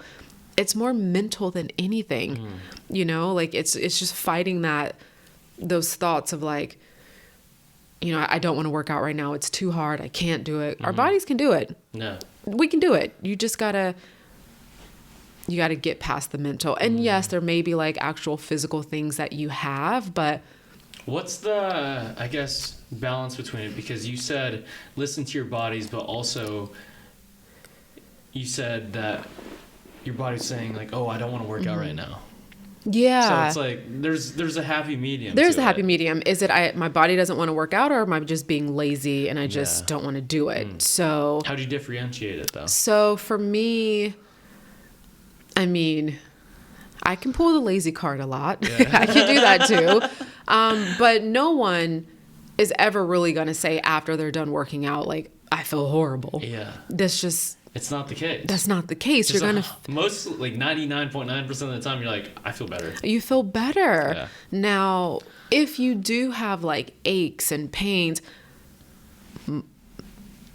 have more, you know, half the time that's also because you're not moving. Yeah. You know, It's just like sitting. Move more for long enough and then see how your body feels. Yes. If you're just sitting all day, your body's getting tight. Of course you're not going to work out. Yeah. You got to get past that. Yeah. That's the first few weeks of getting through that. Yeah, that's going to be hard. Sure. But then that's where you got to find all the motivation. Yeah. Okay. Like you got to find all the motivation, at least for myself. It's like, all right, I know I'm going to just say it. I like to wear a cute outfit. That is Cute just outfit. me. The cute outfit does it for me. The cute So workout outfit. yes, I'm a sucker for the. Are you the matching set girl? Yes. Okay. I am the matching set girl. I don't know when it's not like. It's in right now. Everyone would be wearing matching sets. I love it. So why? It's cute. I don't know. I'm wearing a matching set right now. You are. You really are wearing a matching set. I don't know. I like the.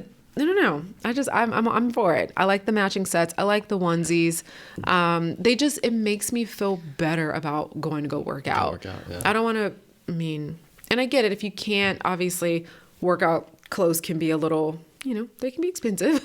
Although Amazon has some good. Yo, everyone's talking about their Amazon workout look, clothes. I got some good leggings off of Amazon. I'm not even going to lie. Like, so I won't put you on the flights, which will put you on the Amazon clothes, guys. I will. No, who was that? I'll tell you the airline. I can't even think of the I'm airline. giving you shit. You're good.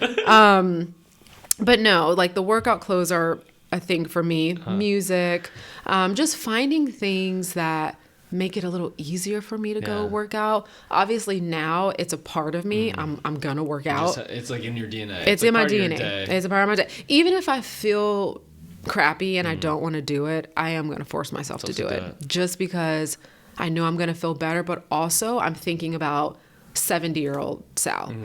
I want to be thriving. I want to be standing up nice and tall. I want good posture.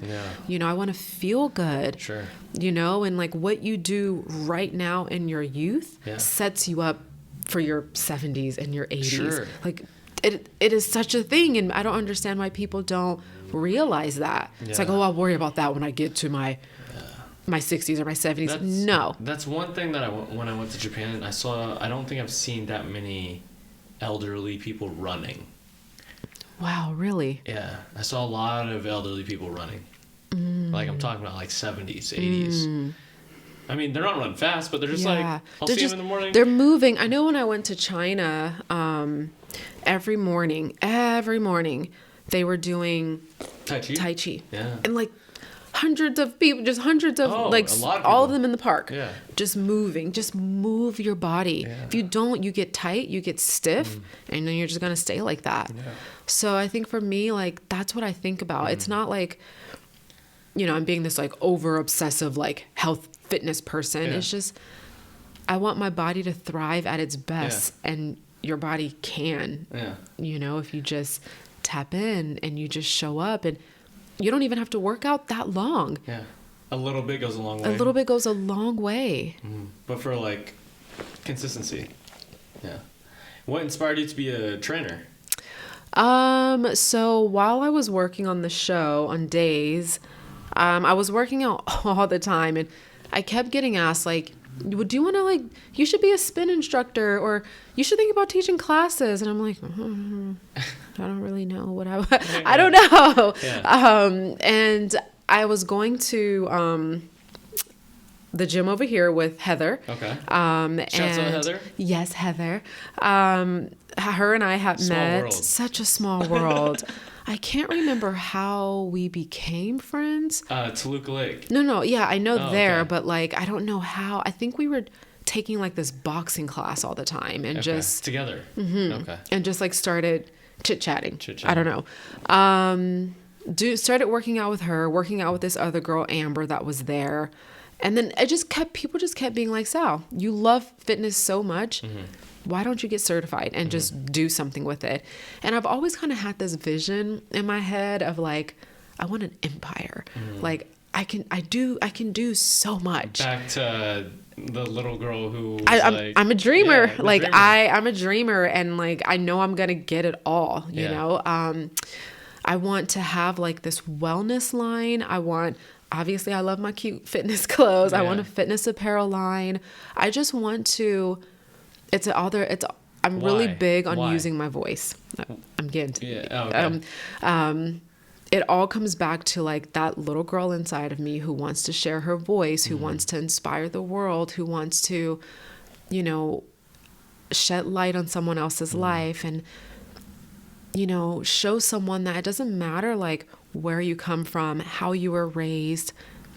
If you truly believe and you take the action steps, you can get there. This vision in my head, it's like, okay, yes, you know, I'm an actress. I go to set every day. But then after, I'm going to go to my little gym over here. I'm going to study my NASM. Heather became my tutor and was like, we would meet like twice a week after I would get off set. And, you know, she would stand there and be like, what muscle is this? What are like the underactive muscles, or what are the overactive muscles? And I would just say them out. And then I took the test and I was like, you know what? I would love to like be at some type of like health and wellness conference and like teach a whole bunch of people a workout, or put them through a workout class, or like go to, you know, high schools or junior high schools and talk about health and fitness to our youth, because it's not there. It's not there. I didn't learn about it. I was freaking eating Pizza Hut with hot Cheetos and ranch. I cannot see that. Look, I don't eat like that now. Maybe I'll splurge here and there. Like, do you still get hot Cheetos sometimes? I didn't really understand that pill. Everyone loved hot Cheetos. It was the thing. It's just like... It was the thing. What do you like about hot Cheetos? Oh my God. They're like crunchy and too spicy. Bomb. Like crunchy, spicy, tangy. So this was back when I ate dairy. I would eat them with ranch. I would eat them with cream cheese. I'm about to take some people way back. Okay. So sometimes I would do you remember that like chili powder? Like Lucas? Like tahini type of vibes? Not tahini. It's called Lucas, Lucas powder. It's so bad for you. Okay. So bad for you. But they had it, so they had like you could either get like the lime flavor or like the chili flavor. Okay.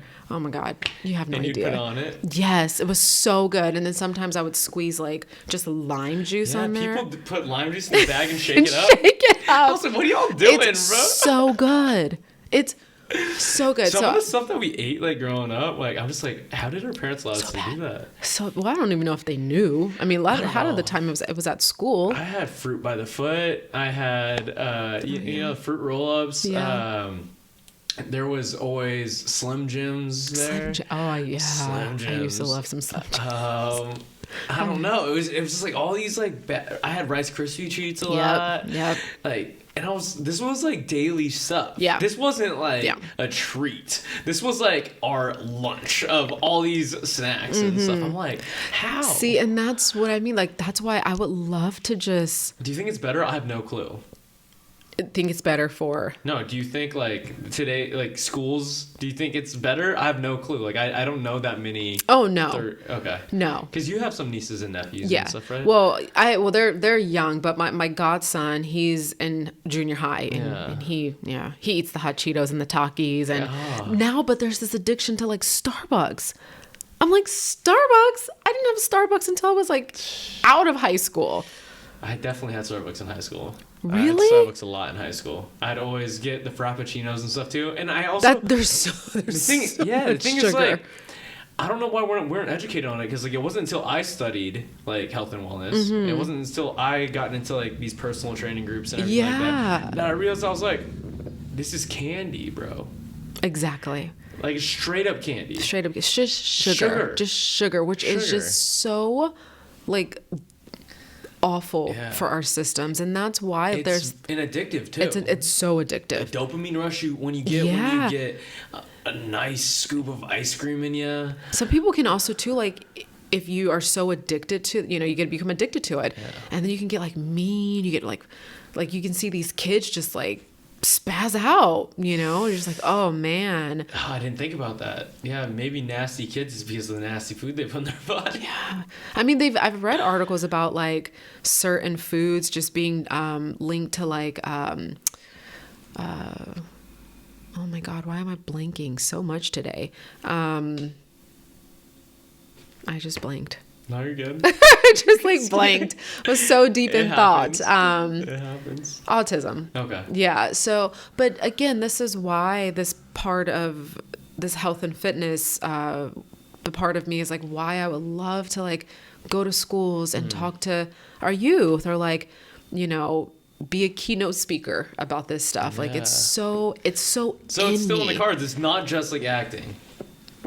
It's like everything. Yeah, why do we have to be limited to one thing? Yeah. Yes, I am an actress. That is my love. It is my passion. But through acting, I also get to use my voice to do everything. Inspire people, help change lives, help make a difference in someone's life. Yeah. Whether that's Bunda, or whether that's going to, do work with World Vision. Yeah. I love it. It fulfills all of me. You know the quote, the jack of all trades, master of none? Yeah. Right. And there's always a negative connotation towards it, right? And I've been struggling with that for a long time in my life, and being like, God damn, I do way too many things. And I'm just like, I'm not really becoming a master of one. But this trainer that I work with, he was like, bro, do you even know the original quote? I was like, no, I don't. Do you know the original quote? I do not. So it was by Shakespeare. Okay. And it was like, a jack of all trades is a master of none, but oftentimes it's better than a master of one. And I was like, that's fucked up that they that's like a game changer. They made it so like negative the entire time. I mean, it switched my perspective. And I was like, no, like you can do all the things, and you can be good at all the things. Absolutely. I mean, if you look at like The Rock, he has like so many companies. Yeah. He's an actor. Yeah. He also has like a his tequila, the water. He has the football team. The football team, the sneaker. Yeah. There's so many things. Yeah. Like there's why just limit yourself? Yeah. Again, life is so short. Why do you want to be on your deathbed being like, oh, I wish I just would have. I should have just done other things. Yeah. Why did I just do this? Yeah. And also there's so many cool things to do. There's so many cool things to do. Yeah. And I think, with me, with, acting and speaking and health and wellness, it all goes hand in hand. Sure. Like I need my voice for acting. I also need to be healthy because do those parts. Also with acting, like, we're using it's physical, it's mental, it's emotional. It's so much. I gotta be healthy, and so, I mean, if you think of like Gwyneth Paltrow with Goop, or Kate Hudson with Fabletics, it's Kate Hudson founded Fabletics. Yeah. Oh, I didn't know that. Kate Hudson, right? Yeah. Goldie. Wait. Yeah, Goldie Hawn's daughter. Is that the right name? I don't know. Oh, you're tripping me up now. Yeah, Kate Hudson. Yeah. Look it up. That's one thing I need to get on the podcast. I was like, because a lot of podcasts have like an assistant behind and Googling everything. So I know, I'm like, I threw my phone over there. I'm like, gotta give my phone. But no, yes, Kate Hudson, yes, she did, she founded Fabletics, and she also has a wellness company, I think it's called In Bloom. Yeah. But yeah, I think you do whatever fulfills your heart. Yeah. There's not just one thing. And I think if you surround yourself people with like The Rock or like these people who have all the things, it makes it realize that it's possible for you to do it as well. Yeah. And I also think too, like with acting, we do get, a lot of time off, and it's great to just kind of put your hands into something else. Again, I think it's, for me, I tend to gravitate towards helping people outside of acting. Why do you think that is? I think, why not? If to help someone else who is less fortunate or just doesn't know how to maybe take the next steps, if I can give them any type of advice or help them in any way, why not? I once needed that help. I don't know. There's something. It's something there. You get a fulfillment from it for sure.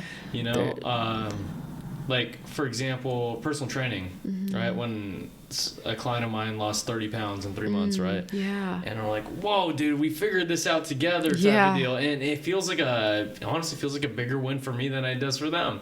Like when they figured out that thing that we've been trying to figure out for so long, or when they have like a really bad like foot pain, and after months of like trying to tweak it, figure out it's gone. I'm like, I was like, we did that shit. Like, like, you don't have that anymore. Yeah. Isn't your life better? My life is too.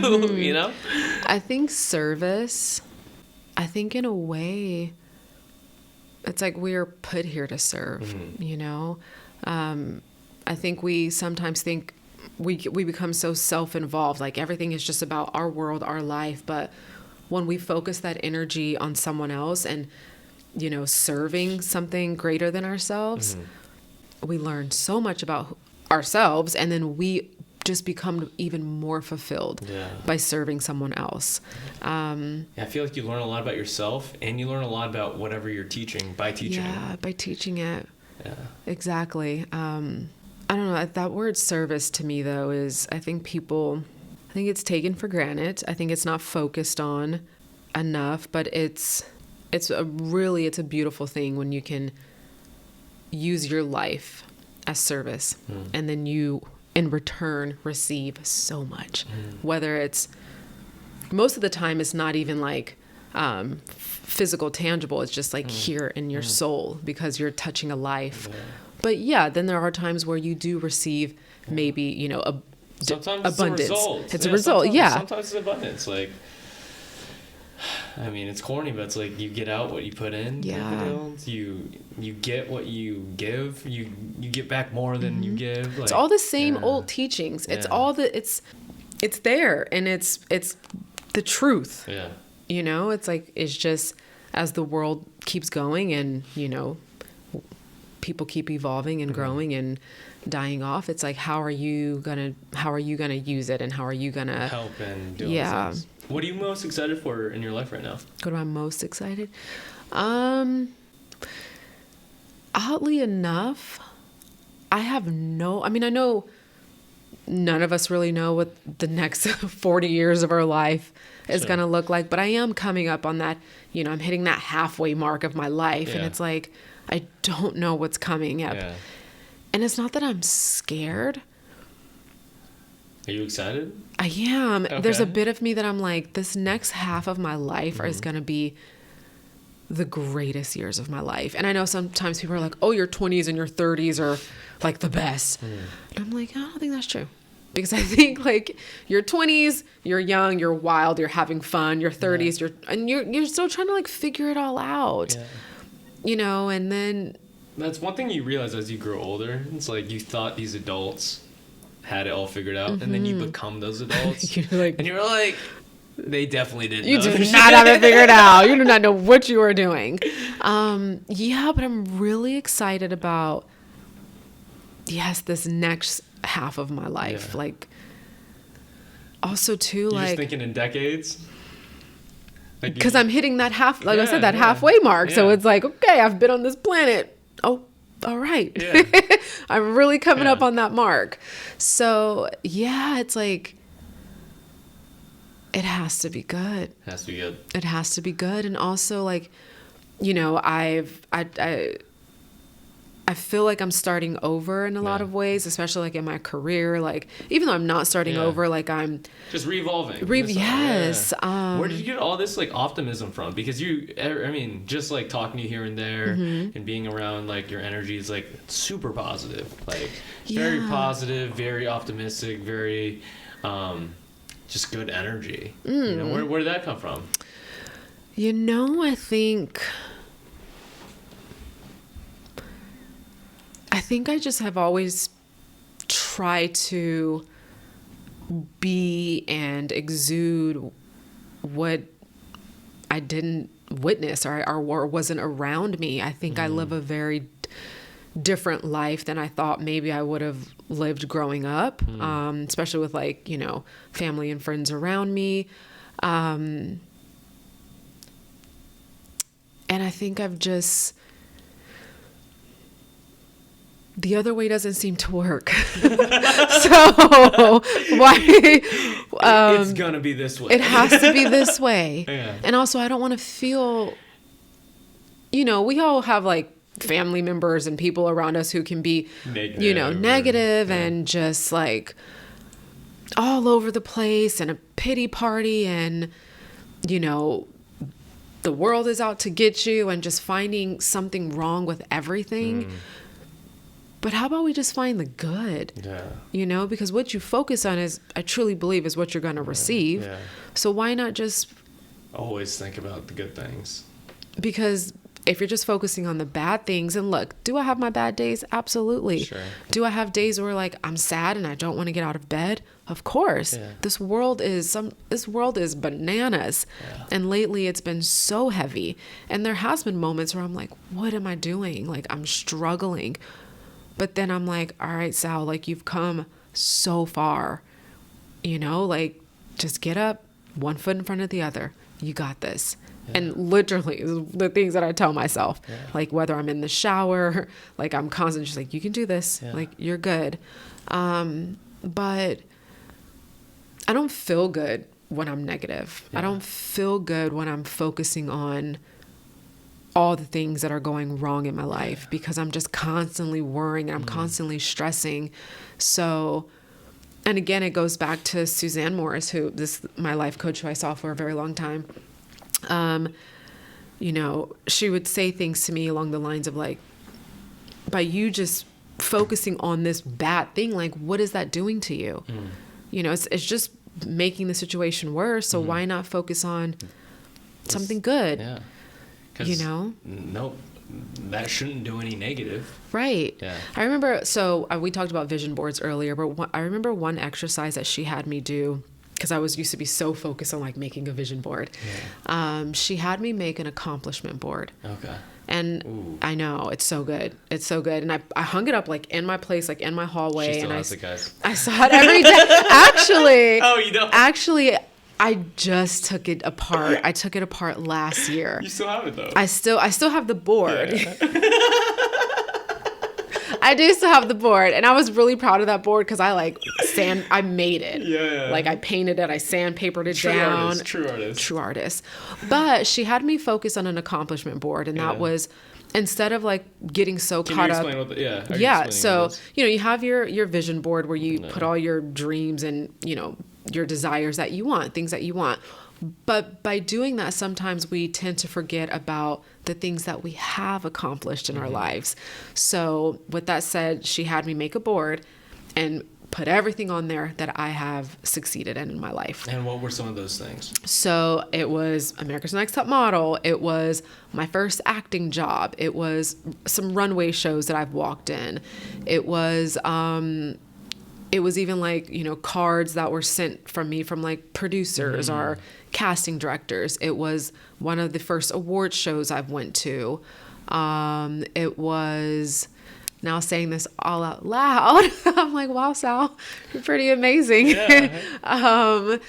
What else was on there? I had photographers that I've worked with. Yeah. And And what did that vision board do for you? That accomplishment board do for you? it added more accomplishments. Right? That's dope. It honestly added more accomplishments. Yeah. It got so packed to where, and I don't say that as like a brag or anything.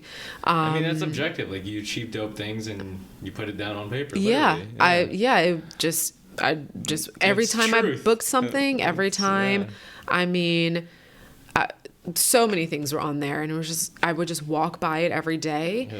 And I would just be like, thank you. Yeah. Thank you. Yeah. And then I think last year I finally made a vision board.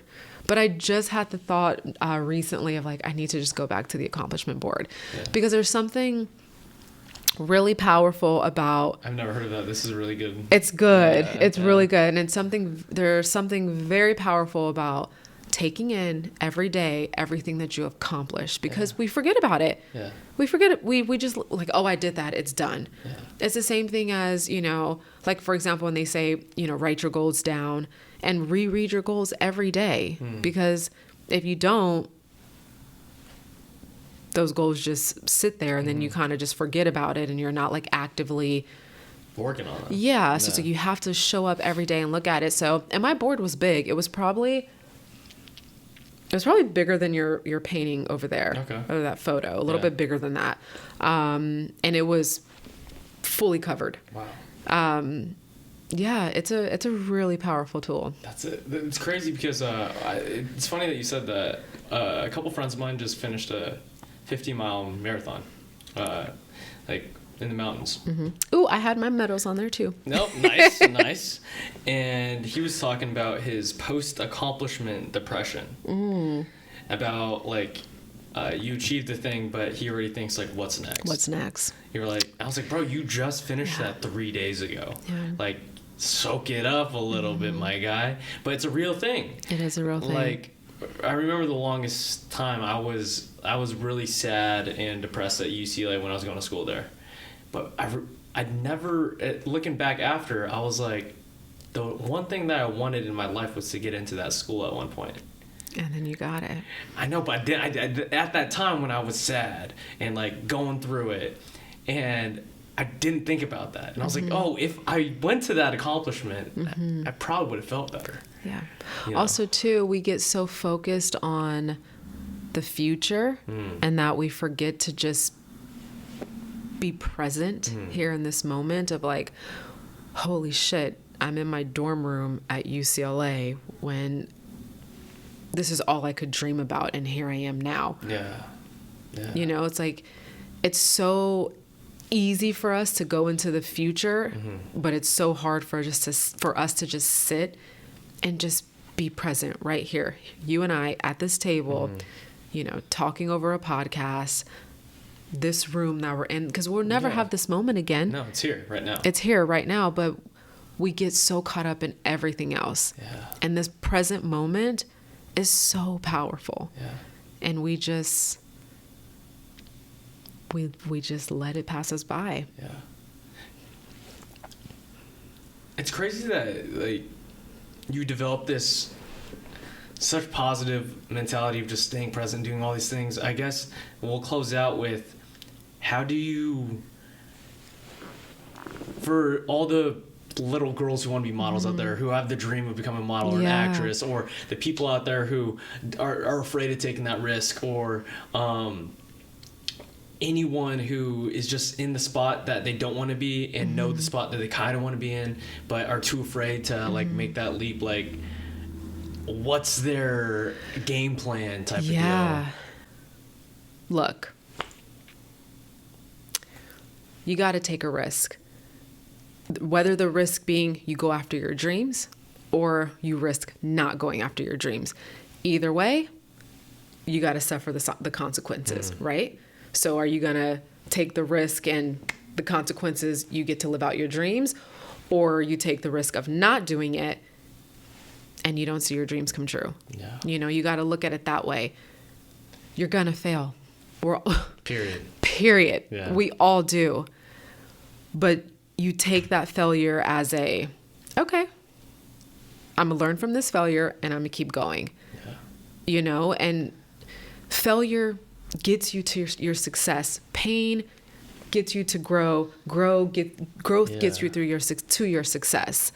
So again, like we said earlier, this life is so short. If there's anything that you want to do in life, you gotta go for it. You gotta take the risk. You have to take all of that fear in you and you gotta turn it into courage, and you just gotta fucking jump off the cliff. Beautiful. Because if you don't, 80 years, 90 years is going to pass by, and you're going to be on your deathbed and you're going to be regretting every moment of it. And it's going to hurt sometimes. Like, you may not get exactly what you want when you want, but what is for you is going to come at the exact right time for you. You have to trust and you have to believe in it. Love that. Miss Sal Stowers, everybody. Where can everyone find you? Oh man, you can find me on all the social media platforms. Sal Stowers, Instagram. It's not Twitter anymore. It's X, I think. Twitter X. I haven't turned over to the TikTok thing yet. I tried, but So you have one. it's not existent. What do you tweet? You know what? I was really big on the soap, because Soap World is really big on Twitter X. Twitter X. So soap fans were like a thing. I mean, when I say there's a big following on Twitter. Oh my God, yeah. And a lot of my buddies from home use it for sports and stuff, but I don't know a lot of people, like close friends in LA it's mostly just Instagram. Yeah, it's just TikTok. Instagram. Yeah, I mean, I was really big on it while I was on the show. I think for TV shows in general, Twitter X is big, because I think you can just live, your live, is it Xting? What is it called? Xting. What is it? Oh my God, no, that's so bad. What is it? Is it still, I don't know, is you're still live tweeting? What do you do now? I don't know. I think it's still tweeting. Is it live tweeting? It's Xting, guys. Xting, I don't know. So live tweeting. We're definitely using that now. Hey, Elon, it's not called tweeting anymore. It's called Xting. It's Xting. I think you would like this. And one of his kids has like a... His name is X, right? Isn't it X? I think it's X. No, it's like it's X. Something like that. But yeah, I kind of feel bad that I haven't been on there, just because I did have like a very... like my following, like, you know, they would tweet me every day, and they become like your little friends, family, you know? And some of them have followed me over to Instagram. I will admit, I have not been the greatest at social media. I have like my phases sometimes where I'm like, I'm good, I'm active. And then some days where I'm like, this is not good for my mental health. In what way? As I was saying earlier, like I have things that that when you were saying like you're so positive, and how do you stay in this light? Sometimes like social media can not be good for me. Like I can fall down the trap just like everybody else of comparing, or just seeing things and I'm like, oh, I want that, or why isn't this happening, and just going down that dark rabbit hole of comparing, which being is a human. Being a human, which is just not good. It's not fun. So I do try to like protect myself from that. Did you ever have an experience with like, because like America's Next Top Model and a lot of those shows, or Days of Our Lives, like those are big platforms and a lot of people watch them. Did you ever get affected by? You probably had a lot of negative comments too, just probably way more positive, obviously. Definitely way more positive. I do think that yes, I am a very bubbly, happy person, but I do get people who don't like me or don't like my acting or say very awful things. The beginning, yes, I let it get to me. I hate. It was like awful. I would try to either respond. I did respond. Wow. I would respond, and then now I'm just like block. Yeah. Like I don't even have the energy, because. Why are you giving something to people who are taken, bro? Yeah, and these people clearly are going through something to where that they are going to message someone that they don't even know and say some like ridiculous stuff to. So now I just block, It's crazy. Report. I think I will report you. Report you. I will report you. Don't say shit to this Alex report you guys. You'll be off the platform. I have reported, yes. Because I'm just like, don't harass me. Like, don't say any type of, people are mean, you know? That's the thing. Like, I would think about it. Like, I'd see some nasty comments for friends and stuff like that. I'd be like, what would someone have to do to me to make me say something so mean? Right. Because I don't know. Like, someone could punch me in the face, and I'd probably still not say mean things about the person. Yeah, and I just, like, for me, nice. I just do not think you should ever say anything along the lines of like, you should die. Yeah. Go kill yourself. Yeah. Do not say those things. Like, that is not okay. That is not okay, especially if you're saying that to a young actor. Yeah. You know, someone who's like a kid still. Yes. Like anyone under 30 is probably still developing. Yeah, a little that's bit, just not. Or I don't know. I see a lot older people too who are still trying to figure it out. Right. It's just like shame on you. Like, don't say things like that. It's not nice. It's not nice. You just don't do that. Don't do that. But yeah, I'm trying. That is something that I am working on as far as like just like myself, is trying to be more active on social media, but also still trying to be, you know, it's a fine line. It's crazy. Fine line. Yeah. Trying to be my true self, and then also not allowing all of it to just take over. You know, because it can be really heavy if you allow it. If you allow it to be your identity. Yeah. Right. Mm-hmm. Yeah. So I will go like months off of it, or I just like I won't post. I won't do anything on there. Will you delete the apps? I have deleted the apps. Like off your phone? Yeah. Be like, yeah. But I don't fully get rid of it just because of what I do. Oh, for sure. No, 100%. Yeah. So I still keep it there, but I know I should be better at it. Actually, no, there is no I know. It's in my mind, in my head, I'm like, Sal, you need to be better. You should be better. You should be better. But there's a ton of actors who are not on social media. Who are not on social media. Yeah. Yeah. Like Matthew McConaughey just got on it 2 years ago, and he's just like ridiculous on it now. Like, I know. He's just going off. I know. I think, you know, when I think if I'm being honest with social media, I have to find like what works for me, because I have like all these different sides of me. Yeah. It's like, how do I combine them and make them work without it being like half the time it's all acting, then it's fitness, and then it's fitness, and it's food, matcha. Like, it's matcha. It's like trying to, and those are all parts of me. Yeah, why can't you do all of it? It's just making it the Instagram aesthetic, guys. Oh God, yeah, it's a thing. It is a when people thing. talk, I was like, dang. It's like, yeah, I can't post that on the grid. I'm like, all right, yeah, sick, whatever, dude. And kudos to you, because I missed that mark. I don't get it. I mean, because like people truly believe in like some sort of algorithm, but like I don't. Oh yeah. I don't like. How do you know? Like I don't know. Like I personally don't know. I don't know either. But that's true. They do believe in that. Yeah. Or it's like if you post something and then you like say you post it and you mess up and you delete it. Yeah. If you try to repost it, I guess it goes like further down the algorithm or something. Oh, really? I don't know. That's just, they're always like, don't delete. Conspiracy theories. Yeah. Yes. I don't know. That's all. That's just something I heard.